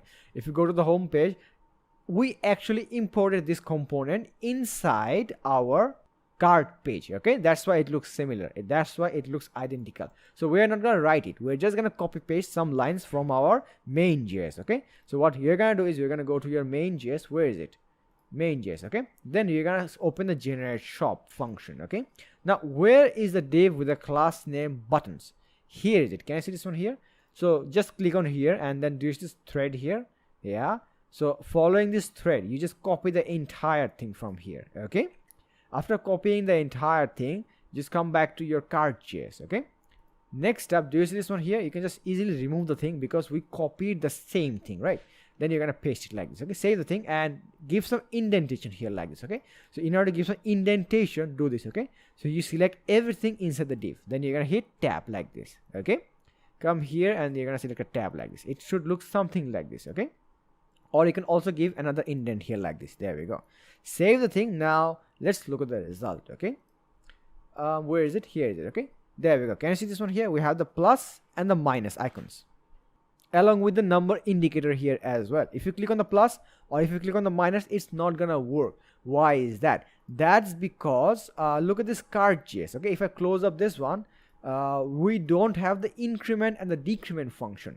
That's why it's not gonna work. But if you open up this one, if we scroll down, can you see this one here? The I, this is the minus button, right? It got the decrement here. And this I here, where is it? This is the plus. It got the increment here. Even though they got it here, it's still not gonna work. That's because, guys, we didn't define these functions at the bottom. We're gonna do that right now. But before that, do you see this one here? Yeah, we don't need this one. Okay, so what you're gonna do is you're gonna remove the thing from here. Okay, and one second, guys, let me make it a better like this. Give me a second. There we go. Okay, it should look something like this. Now one second, guys, if you scroll up, do you remember this item here? Yeah, you can just copy the item, which is actually coming from where? This X. Where is this X coming from? This X is coming from the basket. Okay, just copy the item from here, scroll down to your here quantity. Okay, just write here $, curly bracket, paste the thing, done. Save it. Now let's look at the result. Now you can see the number getting shown here live. So guys, this number here represents the quantity of the item that you selected, okay? But still, if you click on the plus or the minus, it's not gonna work, okay? In order to make the thing work, look at this, guys. I'm literally gonna go to the main.js, okay? 1 second. Let me just close this thing, zoom out a little bit. Do you see this increment, decrement? I'm gonna copy the thing from here, okay? After copying the thing, go back to your card.js at the bottom, okay? Paste the entire thing like this. Save it. First of all, do this. You just close it like this, okay? Scroll up and then you close it like this, okay? Also, along with this, guys, we also need to get the update. Otherwise, we can't see the changes on the HTML. I mean, on the result screen. Just copy the update function and come back here and then paste the thing like this, okay? Save the thing. You can also fold it like this. And there we go. Let's look at the result, okay? After saving everything on the card.js, okay? So if everything goes well, if you click on the plus, it's gonna work perfectly fine. Not only that, guys, you can see this one. Can you see this one here? It is also working perfectly fine. Look at that. Let's click on the plus. It's working. Let's click on the minus. There we go. It's working perfectly fine. Okay. Alright, guys, there's an issue with our code. Do you see these buttons here? Yeah, the plus sign works totally fine, no problem. But the problem is with the minus. Every time I go and hit a 0, this card doesn't remove itself automatically. But we want the thing to remove itself automatically, something like this. Look, let's say that we have a 4 here, okay? Or let's say I want to remove this thing. Look at this. 3, 2, 1, 0. You see, it removed itself automatically. In order to implement the same system into our project, the solution, guys, is very simple. Follow along with me, guys. Do you see this decrement function here? Yeah. First of all, you're going to open the thing, okay? And do you see this generate cart items here? Yeah. Just copy the thing. And now, do you see this comment here? I'm going to remove the comment and then I'm going to paste the thing like this, okay? Now, look at this. I'm going to save the thing. Let's look at the result, okay? This is our project result. So, let's go to 0, okay? 3, 2, 1, 0. There we go. It went away automatically. How is this actually happening, guys? Let me explain, okay? So guys, do you remember this line here? Yeah. What is it actually doing? Its main job is to filter out all the objects which has the item of 0. So once it's done filtering out those data, it's gonna re-render our cards using this function here. You see this one here? It is actually used to re-render our cards. So if I scroll up, where is this actually coming from? Where is this trigger leading us to? This is going to lead us to the function of generate card items, which actually helps us to generate these cards here. Can I see this one here? Yeah. So that's how the mechanics actually work. Okay. First of all, it's going to remove those unnecessary data. The data which has an item of 0, and then it's gonna run the function which helps us to re-render all the cards. Let me show you a live demo, okay? So how much is this? 5. Let's try to go to 0, okay? 4, 3, 2, 1. The next time I hit a minus here, it's gonna become 0. Once it turns 0, do you know which line it will run? The moment it runs 0, this line will run. And then it's gonna re-render the cards using this one. Okay, that's how the mechanic actually works. Look at this. If I click on this one, there we go. The data is gone. At the same time, the card is gone as well. So guys, I really hope that you understood how the mechanics actually work. Okay, let's go back to the home page and let's select some products. Okay, so I'm gonna select these products here like this. There we go. Okay, let's go back to the cart page. And now, guys, let's compare this with our finalized project. Okay, look at this. So we have a price. Can you see this price here? Yeah, this is the total price of the item that you selected along with the quantity. Okay, so if you click on the plus like this, look at this. The quantity increased along with the price increased as well. So how do you build a component like this? Very simple, very easy, guys. Follow along with me, okay? So we're gonna first of all do what? We're gonna go back to our card.js here. Do you see this function which is the generate cart items? Yeah, this one, okay? So we're gonna scroll down slowly, okay? After the buttons, do you remember this h3 tag? Yeah, we're gonna write the thing inside here, okay? So guys, follow along with me. Let me zoom in a little bit, okay? So here I'm gonna first of all write a $sign to represent the currency, okay? Then we're gonna write here $, curly bracket. Inside here, do you remember the item, guys? Where is the item? Here is the item, okay? Can you see that? First of all, copy the thing, okay? Then scroll down here, okay? Paste the item here. So what does the item represent? Let me tell you. After saving the thing, let's look at the result. Can you see this one here? Yeah, 14. This number here, this is the quantity. This quantity is actually getting represented here. This quantity is getting printed here. But we want, what do we want? we want the quantity to get multiplied by this number here. Can you see this one here? This is the price of the unit. This is the price of 1 unit. We want to multiply this with the item quantity, and then we will get the final result here. So in order to do something like this, let me show you how to do the thing. Scroll up. Do you see this one here? Search dot price. Copy the thing. Scroll down on the item. Okay, you're gonna hit a star. Then paste the thing. Done. Save the thing. Now guys, let's look at the result. There we go, guys. Can you see this one here? Yeah, this is the unit price and this is the quantity. It got multiplied and it gave us the result here. This is the thing that we are expecting. But here's one thing that we don't expect. Every time you click on the plus like this, we want the price to get updated, but it is not updating, right? It's not working perfectly fine. But every time you hit the minus, can you see that? The minus actually works, but the plus doesn't work. Why is that, guys? It looks quite strange. In order to solve the issue, first of all, let's look at the decrement function. 1 second. Let's actually close this one like this. Let's look at the decrement function, guys. What are we doing? Every time we click on the minus, the decrement function runs.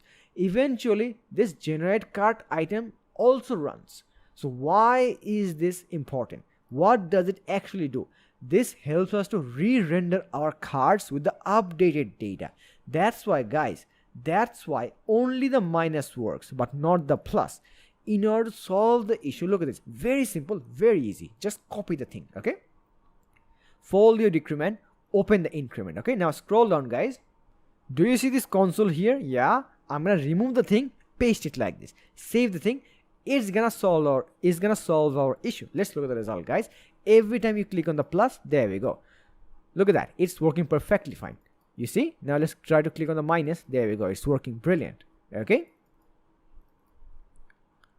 Alright, guys. So far so good. Next up, do you see this delete button here? Yeah. We're going to make a function named remove item so that every time we click on this one, it's going to remove the entire card here. Okay. So let's go and build that up. So in order to build that up, go back to your card.js and below the update, what we're going to write is we're going to write a function. Okay. That remove item. Okay. Remove item is gonna be ES6 error function like this. Okay, now inside here we're gonna pass the ID. So why did I pass the ID? Let me tell you. Okay, so the thing is, how will JavaScript exactly know that which card that you are selecting?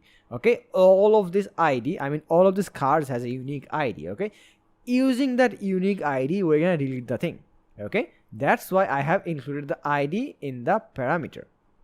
Next up, guys, we need to copy this and invoke it in the place where the X icon is actually located. Okay, do you see this one here? Yeah, title price minus X. Inside here you have the icon here. Okay, so on the icon you can actually on click. Okay, on click equal to double quote. Okay, paste the thing, invoke it here. Next up, guys, scroll up. Do you see this ID here? Copy the ID, scroll down, you can write here $, curly bracket ID. Done. Now in order to test whether the thing actually works or not, you're gonna scroll down here. Look at this. Okay, then you're gonna write here let selected item equal to ID. Okay, guys, next up we're gonna write here console log. Okay, console.log, we're gonna write here selected item like this. Save the thing. Let's look at the result. Okay, so let's hit F12. Okay, let's go to the console. Every time you click on let's say the X like this, can you see this one here? We got the entire HTML element inside here, which we don't actually want. We want only the ID, only the unique number here. Can you see this one here? Yeah, so in order to target only that, we're gonna write here selected item dot ID only. Save the thing. Let's look at the result. Okay, there we go. Every time you click on the X, can you see this one here? We can only get the unique ID for which is actually located for each and every one of these cards. Something like this. You see? So far so good, guys. By the way, can you see this console here? I mean, do you see this data here that are coming from the console? Let's remove that thing. Okay, so in order to remove those things, go back to your generate card items. Okay, here is the console. Let's remove the thing from here. Okay, because it looks kind of odd. Okay, once that's done, guys, let's scroll down to the very bottom here. Where is it? Here's the console. Okay, let's make it a comment here. Now, guys, let's look at the result. Okay, every time I click the cross, do you know what will happen? Every time I click on the cross, it's gonna remove that object from the local storage. Let me show you. So if I go back to the local storage here, where is the item 19? Okay, this is the quantity of 19. Here is the 19 here, right? Every time I click on the X, I want to remove this entire object from here. Okay, in order to do that, we're going to use something called a filter function. So let's do the exact same thing. Okay, so we're going to write here basket. Okay, basket equal to basket.filter. Okay, next up I'm going to use a ES6 arrow function inside here like this. Okay, now we can write, you can write here anything, no problem in the arguments, but let's keep it simple. Let's write here x. Okay, so inside the x, what we're going to target is we're targeting against the id, because that's the thing that is only unique. So we're going to target x.id. So what I'm doing is that using this x of the filter function, I'm targeting all of these objects one by one. And since I targeted the id here, what I'm doing is I'm targeting and matching against all the id. Okay, so now let's come back here, and then I'm going to write here not equal to selected item.id, which is this one. Okay, copy this thing and put it here like this. Okay, so what this will do is that whichever item you click on the cross, what it's gonna do is it's gonna remove that thing. It's gonna remove that item from the cart, and then it's gonna update our basket. Okay, so since the update will come to the basket only, but we also want the update to go to our local storage as well. So in order to do that, just open up either one of them, increment or the decrement. Okay, like this. Now scroll down, you have a line called local storage.set item. Copy the thing, you don't have to write. Okay, just copy the thing, scroll down, do you see this remove item here on the function, paste the thing like this. Okay, done, save it. Now guys, let's go and look at the result. Okay, if you come back here, let's click on the x. Okay, so what is the number here? 8. Where is it? It's actually here. Every time you click on the x, the number and the object actually goes away, but the object itself, I mean the card itself, doesn't go away. But it goes away every time you refresh the page. But we don't want this behavior. We want it to update itself automatically. So in order to do that, what we're going to do is, look at this. It's very simple, guys. We're going to re-render our components. Okay, we're going to re-render all of our cards every time we select the cross button. Okay, so in order to do that, copy this thing. Okay, copy the thing, scroll down, and then paste it here like this. Okay, save the thing. Now guys, let's look at the result. Okay, so every time, let's say the casual shirt, I don't need the casual shirt, so I'm gonna hit the X like this. There we go. It is removing here and removing here at the same time. Let's select this one like this. There we go. It's removing everything and it's working perfectly fine. But guys, look at this. Can you see this one here? Card is empty. Why is that? That is because we don't have any data here. Okay, let's go back and then let's select something. Okay, something like this, and now let's go to the cart page like this. There we go. Okay, let's test it again. Let's click on here. It's going here and it's removing itself here as well. So far so good, guys. Now guys, let's look at our finalized project, which is here. Can you see this component here? Yeah, total bill and the checkout clear cart. We're gonna make this button, we're gonna make this component right now. In order to make something like this, follow along with me, guys. We're gonna create a function and we're gonna name it total amount, so that it can calculate all the total amount of our bill. Okay, so we're gonna make an ES6 arrow function. Let total amount, okay, equal to, is gonna be an ES6 arrow function like this, something like this. There we go. Okay, now inside here we're gonna have two cases. The first case is when we have data on the local storage, and the other case is when we don't have any data on the local storage. Okay, just like this one. Let me show you. Just like the generate cart items, how many cases do we have here? Two cases.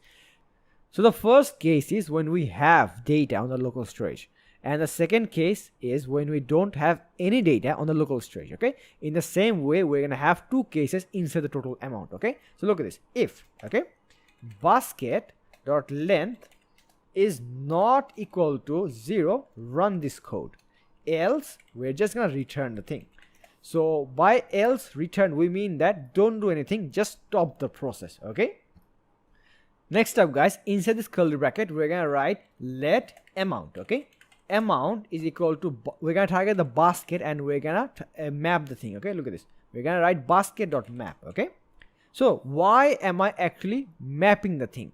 Now guys, let me tell you the main reason for mapping the thing. Okay, the main reason for mapping this thing, mapping the basket, is that, look at this. So if I go back to the local storage here, yeah, look at this. Do you see this ID here and do you see the item here? We already have the item. Okay, we already have the item, but we don't have the price. So using this ID, can you see this one here? What is this? IOY, right? using this ID, we're gonna go and search inside our data.js. Where is our data.js? Our data.js is here. Using that ID, which is the IOY. Can you see this one here? Using this ID, we're gonna search inside our data.js, and then we're gonna grab the price from there. Once we grab the price from there, we're gonna multiply that with our item so that we can get the total price. I really hope that you understood what I mean by that. Now I'm gonna show you the live sample. Okay, so in the card.js, look at this. I'm gonna come here and then I'm gonna write here bracket. Okay, I'm gonna write, I can write anything, no problem, but let's keep it simple. We're gonna write here a ES6 arrow function, and then let's pass x. Okay, now curly bracket. Now you can also destructure the x. How do you destructure the x, and how does it happen? Look at this. Do you see ID and the item? You can separate the thing like this. Look, we're gonna come here and then we're gonna write here let. Okay, let curly bracket equal to, it's gonna be x. Okay, now come here and then write item comma ID. Okay, save the thing. Now on the next line, guys, what we're gonna do is, using this ID, we're gonna search inside our database. So guys, we don't have to write anything. If you recall, if you go to the one second guys, if you go to the generate cart items, you can easily get the function here. Do you see the search function here? Yeah, just copy the thing because it already exists there. We don't have to write it again. Copy the search function, then you're gonna just close the thing. Now scroll down to your total amount function. Okay, just paste the thing here like this. Okay, so what is it actually doing? It is using the ID to match against the database. Okay, for an example, look at this. Okay, one second. For an example, look at this IOY thing. Okay, it is actually getting stored inside, where is it? It is actually getting stored inside this ID. Okay, so this search, what it will do is it's gonna search this ID against the ID of the local I mean the database. Okay, which is actually here. Okay, I really hope that you understood what do I mean by this line. Okay, next up, what we're gonna do is we're gonna return, look at this, we're gonna return the item. Okay, by the way, let me actually show you what the item means. Okay, so if you go back to the local storage here, this is item here 223. Yeah, that's the item. And then we have something called search dot price. Look at this. So you just multiply the thing like this. Okay, multiply search dot price. This price is actually coming from here. You see this one here? Okay, so now look at this, guys. I'm gonna console log the thing so that you can see it better. Okay, so in order to console log the thing, look at this. I'm gonna write here console, okay, dot log. Sorry guys, not here. Cut the thing from here and do this else statement before the else statement here. Okay, paste the thing, bracket, and then do this amount here. Yeah, copy the amount, put it here like this, save the thing. Now guys, let's look at the result. Okay, by the way guys, it will actually not work because you have to invoke it. So copy the thing, scroll down and put it here like this. Okay, bracket, done. Save the thing. Let's look at the result, guys. Now let's go to the console. Can you see this one here? 200, 600, 775. So how is this coming? This is actually the calculation of these ones. Can you see this one here? The 600 is here. The 600 is here. 75, 75. 200, 200. Okay, so we got all the total prices of individual cards inside this array here. Do you know what I'm gonna do next? I'm gonna add all the numbers together. In order to do that, what we're gonna do is, do you see this here? Yeah, remove the semicolon and put a dot. Okay, we're gonna use the reduce function. Okay, reduce, then you're gonna write a bracket, you're gonna write here ES6 arrow function. Okay, something like this. Then you're gonna write here x comma y. Okay, next up guys, you add the x and y. What does the x and y means? Let me tell you. The x is the x, guys, is the previous number and y is the next number. So what it's doing is, by x and y I mean that add these two numbers and then get the next one. So that's why I wrote here x comma y, and then I have to write here x plus y, and then comma, I want the thing to start from 0. That's why I'm going to give it a 0 here. Okay, save the thing. Now guys, let's look at the result. There we go. Can you see this one here? It gave us the calculation, the total calculation that we were searching for. So guys, our function is complete. Now we're going to implement that so that it looks something like this. Okay, in order to make something like this, let's go back to our VS Code. Let's guys, do you see this one here? Either comment or remove the thing. Okay, I'm going to comment the thing and then I'm going to scroll to the very top here. Do you see this label here? Yeah, copy the thing. Let's scroll down to your total amount function. Below this comment here, paste the thing. Okay, then you're gonna write here dot inner HTML equal to, we're gonna use a template literal. So you're gonna hit backtick, and here you're gonna write, then here you're gonna write h2 tab. Okay, then guys, you're gonna write here total, okay, bill colon, you're gonna write $sign for the currency, and then you're gonna write $sign curly bracket amount. Okay, this amount is actually coming from here. You see this one here? Save the thing, guys. Now guys, let's look at the result. Okay, there we go, we got it. We have the total bill here. Can you see this one here? Brilliant, guys. Next up, what we're gonna do is we're gonna have two buttons. One second, guys. Do you see this checkout and the clear card button? Yeah, we're gonna build these two buttons here inside here. So let's go and make those things. So what you're gonna do is below the h2 tag, you're gonna make a button. Okay, look at this, button. Okay, button with a class name checkout. Look at this, .checkout checkout tab. Guys, it's gonna be class, not class name. So remove the name from here, only keep the class. Okay, now inside here we're gonna write checkout. Okay, checkout checkout. Done. Save the thing, and below this button we're gonna have another button with the class name remove all. Look at this, button dot remove all. Okay, tab. Now again, guys, it's gonna be class, not class name. Remove the name from here, save the thing, and also we need to write here clear card, something like this. Save the thing. Let's look at the result, guys. It should look something like this. It is not styled. Let's style the thing. Okay, first of all, guys, copy the checkout from here. Now guys, you're gonna go to your style CSS, and now guys, you're gonna select for a specific selector that we already selected and we already built that. Okay, so let me just search for the thing. It's actually the home button, guys. Can you see this one here? Yeah, so you don't have to write all these styles. Do this, guys, follow along with me. Just put a comma here, okay, and then dot paste. Done. Now guys, let's look at the result. It should look something like this. Can you see that? Yeah, in the same way we're gonna style the clear card button as well. Follow along with me, guys. Come back here on your card.js, copy the remove all, come back to your style CSS, comma, okay, and then dot paste. Done. Save the thing. Let's look at the result. There we go. You see, much better. But guys, I want the thing to be in green color, just like this one, and I want the thing to be red color. So in order to do those things, follow along with me. Copy the checkout, okay, scroll down and put it here like this, dot paste, curly bracket. You're gonna write here BGC tab. It's gonna be which color? Green, like this. Save the thing and remove all. Right, copy the thing, scroll down, put dot paste, curly bracket, color, BGC tab is gonna be red. There we go. Save the thing. Now let's look at the result. Okay, there we go, guys. It looks just like our finalized project here. Can you see this one here? It looks totally identical. Next up, guys, it looks nice, but look at this. Here's a problem. Every time you click on the plus, look at this, this number, this quantity and the price actually increases. But can you see this one here? It is not updating itself. So guys, in order to update this thing, this one, it's very simple. The solution is very simple, guys. Just come over here and to your card.js. Do you remember the total amount? Copy this thing, okay?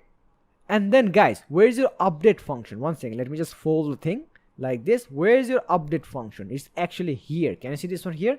Just open the thing, and then below the calculation function, you just invoke the thing here like this. There we go, done. Okay, now guys, let's look at the result. Okay, every time this is the result page. Okay, every time you click on the plus like this, look at that, it's updating itself live.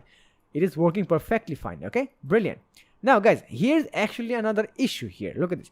Do you see this 29 here? Yeah, 2900 actually. This is 100. Every time I click on the cross like this, that's going away, but it's not actually updating itself. There was $100 there, but now it should be 2800, but it's not updating itself automatically. Every time you hit the refresh like this, only then it refreshes. Only then it updates itself. This is the behavior that we don't want. In order to fix that, where is the function that removes that item? It is actually remove item, right? So copy this one, copy the entire thing, open up this one, and do you see this one? Generate cart items. Below this one, invoke it like this. Save the thing. Let's look at the result. Okay, so look at this. How much is this? 1500. Okay, 2800. Every time you click on the cross, it goes away. At the same time, it updates the thing here as well. So guys, it's working perfectly fine. Now guys, let's go back to the home page. Let's select some data. Okay, let's select some products from here. Let's go back to the cart page here. The next feature that I'm going to build is the clear cart feature. Okay, every time we click on this one, it's going to first of all remove the entire thing. At the same time, do you see this local storage, guys? One second. On the local storage, we also want the entire thing to get removed as well. So in order to build that, follow along with me, guys. Come back to your cart.js. Okay, at below the remove item or anywhere. Okay, you can write the function anywhere you like. We're gonna write here clear cart. Okay, let clear cart. Okay, it's gonna be an ES6 error function like this. Okay, next up, guys, look at this. We're gonna write here basket equal to, we're gonna make an empty array. It means that whatever data we have on the basket, remove the thing. Okay, so guys, once we're done removing all the items from the basket, we also need to re-render the cards. In order to re-render the screen, do you see this generate cart items here? Copy the thing, scroll down and put it here like this. Okay, done. Next up, guys, we also need to update the local storage as well. So in order to update the local storage, just open the decrement or the increment like this. Okay, do you see this one here? Yeah, just copy the thing from here, close the thing, scroll down on the clear cart. Okay, paste the thing here like this. Okay, save the thing. Now guys, we need to invoke the clear cart as well. Copy the thing, scroll down, do you see this total amount here? Open it. Okay, so where's your remove all? It is here. Can you see this one here? This is the clear cart button. So guys, what we're gonna do is we're gonna write here on click. Okay, on click equal to double quote. Then we're gonna invoke the clear cart function here. There we go. Save the thing, guys. Now let's go and test our result. This is the result screen. Every time you click on, one second, let me also open the local storage here like this. So we have some data on the local storage, we have some build here, and we have some cards here. Okay, every time we click on the clear cart, it's gonna remove everything. Look at that, the data is gone and the cart, and the cart page is gone along with the price and the buttons. We have only one button, back to home button. Using this one, we can just go back and we can select some products like this. There we go. Let's select some products here. Let's go back to our cart page, and now let's go and select this one like this. Look at that, it's working perfectly fine. Okay, let's click on the cross sign like this. It's removing that thing. At the same time, if you click on the clear cart, it removes everything like that. Brilliant. On the finalized project, you can see that we have in total 12 product cards. So what we're going to do is we're going to add the other images and data into our project here. But before doing that, we have some problem with our code here which we need to fix. The first problem is with the nav bar. It is not aligned properly on the y-axis. Let me show you what I mean by that. Okay, so I'm just going to go back to the code on the style CSS. And then what I'm going to do is, do you see this nav bar here? I'm just going to comment this code. Okay, I'm going to save it. Now let's look at the result. Okay, can you see that the clothing store and the icon, they are not aligned on the y-axis on the center? So if you want to fix that, you're just going to come here and then you're going to write AIC tab. Okay, save the thing. Now let's look at the result. Can you see that? Now it's aligned properly. Okay, so I'm going to bring this code back, save it. There we go. The second problem is in the cart page. But before going there, first of all, make sure that you have some products selected here. And then you're gonna go to the cart page. Okay, now do you see this number here? How many quantity do we have on the basket? In roll we have 24. And now let's do this. Okay, so I'm gonna remove this one. Okay, so how much quantity is in this inside this cart? It has just 5. Okay, so it is 24. If I minus 5 from 24, how much is it? It's gonna be 19. So let's remove the thing. Okay, every time I remove it, it should be 19, but it's not doing the subtraction. It's gonna do the subtraction every time I refresh the page like that. There we go. But this is the behavior that we don't want. So if you want to fix that, where is this problem situated? Let's find that first. Okay, the problem is with the function named remove item. Let me show you where it is. So what you're gonna do is you're gonna go to VS Code and then you're gonna go to cart.js. Then here is your function remove item. You're gonna open up this one. And then you're going to scroll up. Do you see this calculation function here? Just copy the thing and then put it here like this. Okay, save the thing. Now let's look at the result. Okay, so now what we're going to do is we're going to remove this one. Okay, how much quantity is here? It's 5. So how much is here? 19. So 19 minus 5, it should be 14. Let's click on this one. Let's see the result. Okay, there we go. It's working perfectly fine. So our problem is solved. Let's look at the third problem. It is here on the clear card. Every time I click on this one, what do I want? I want the basket to get 0. But it doesn't happen. Let me show you what I mean by that. Okay, so I'm going to click on clear card. Now look at that. It's still 14, but it should be 0. If I refresh the thing, only then it's going to be 0. So guys, the problem is situated in a function named clearCart. Let's go find it and fix that, okay? So I'm going to go back to VS Code and it is called clearCart. It is here. Do you remember this one? Calculation. Just copy the thing and put it here like this, okay? Save it. Now let's look at the result, okay? So in order to look at the result, we have to go back to home and then we have to select some items, okay? Just like this. Now let's go back. How many items can you see here? It's 8. Let's click on clearCart. There we go. It's now back to 0. Perfect. Problem solved. Alright guys, now let's go back to our VS Code and then scroll to the very top.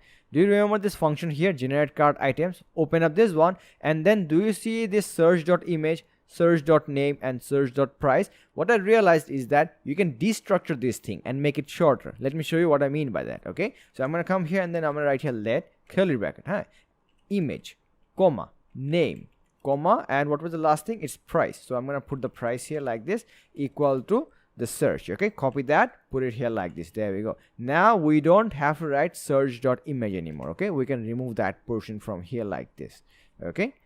There we go, done. Save the thing. Now let's look at the result. We're gonna get the exact same result, okay? To see the result, let me just click some products from here and then let's go to the cart page like that. There we go. You see, there we go. You see, we got the exact same results. And by the way guys, what is this called? The search is an object, right? So this is called destructuring an object. Alright guys, now it's time to add the other product cards inside our project.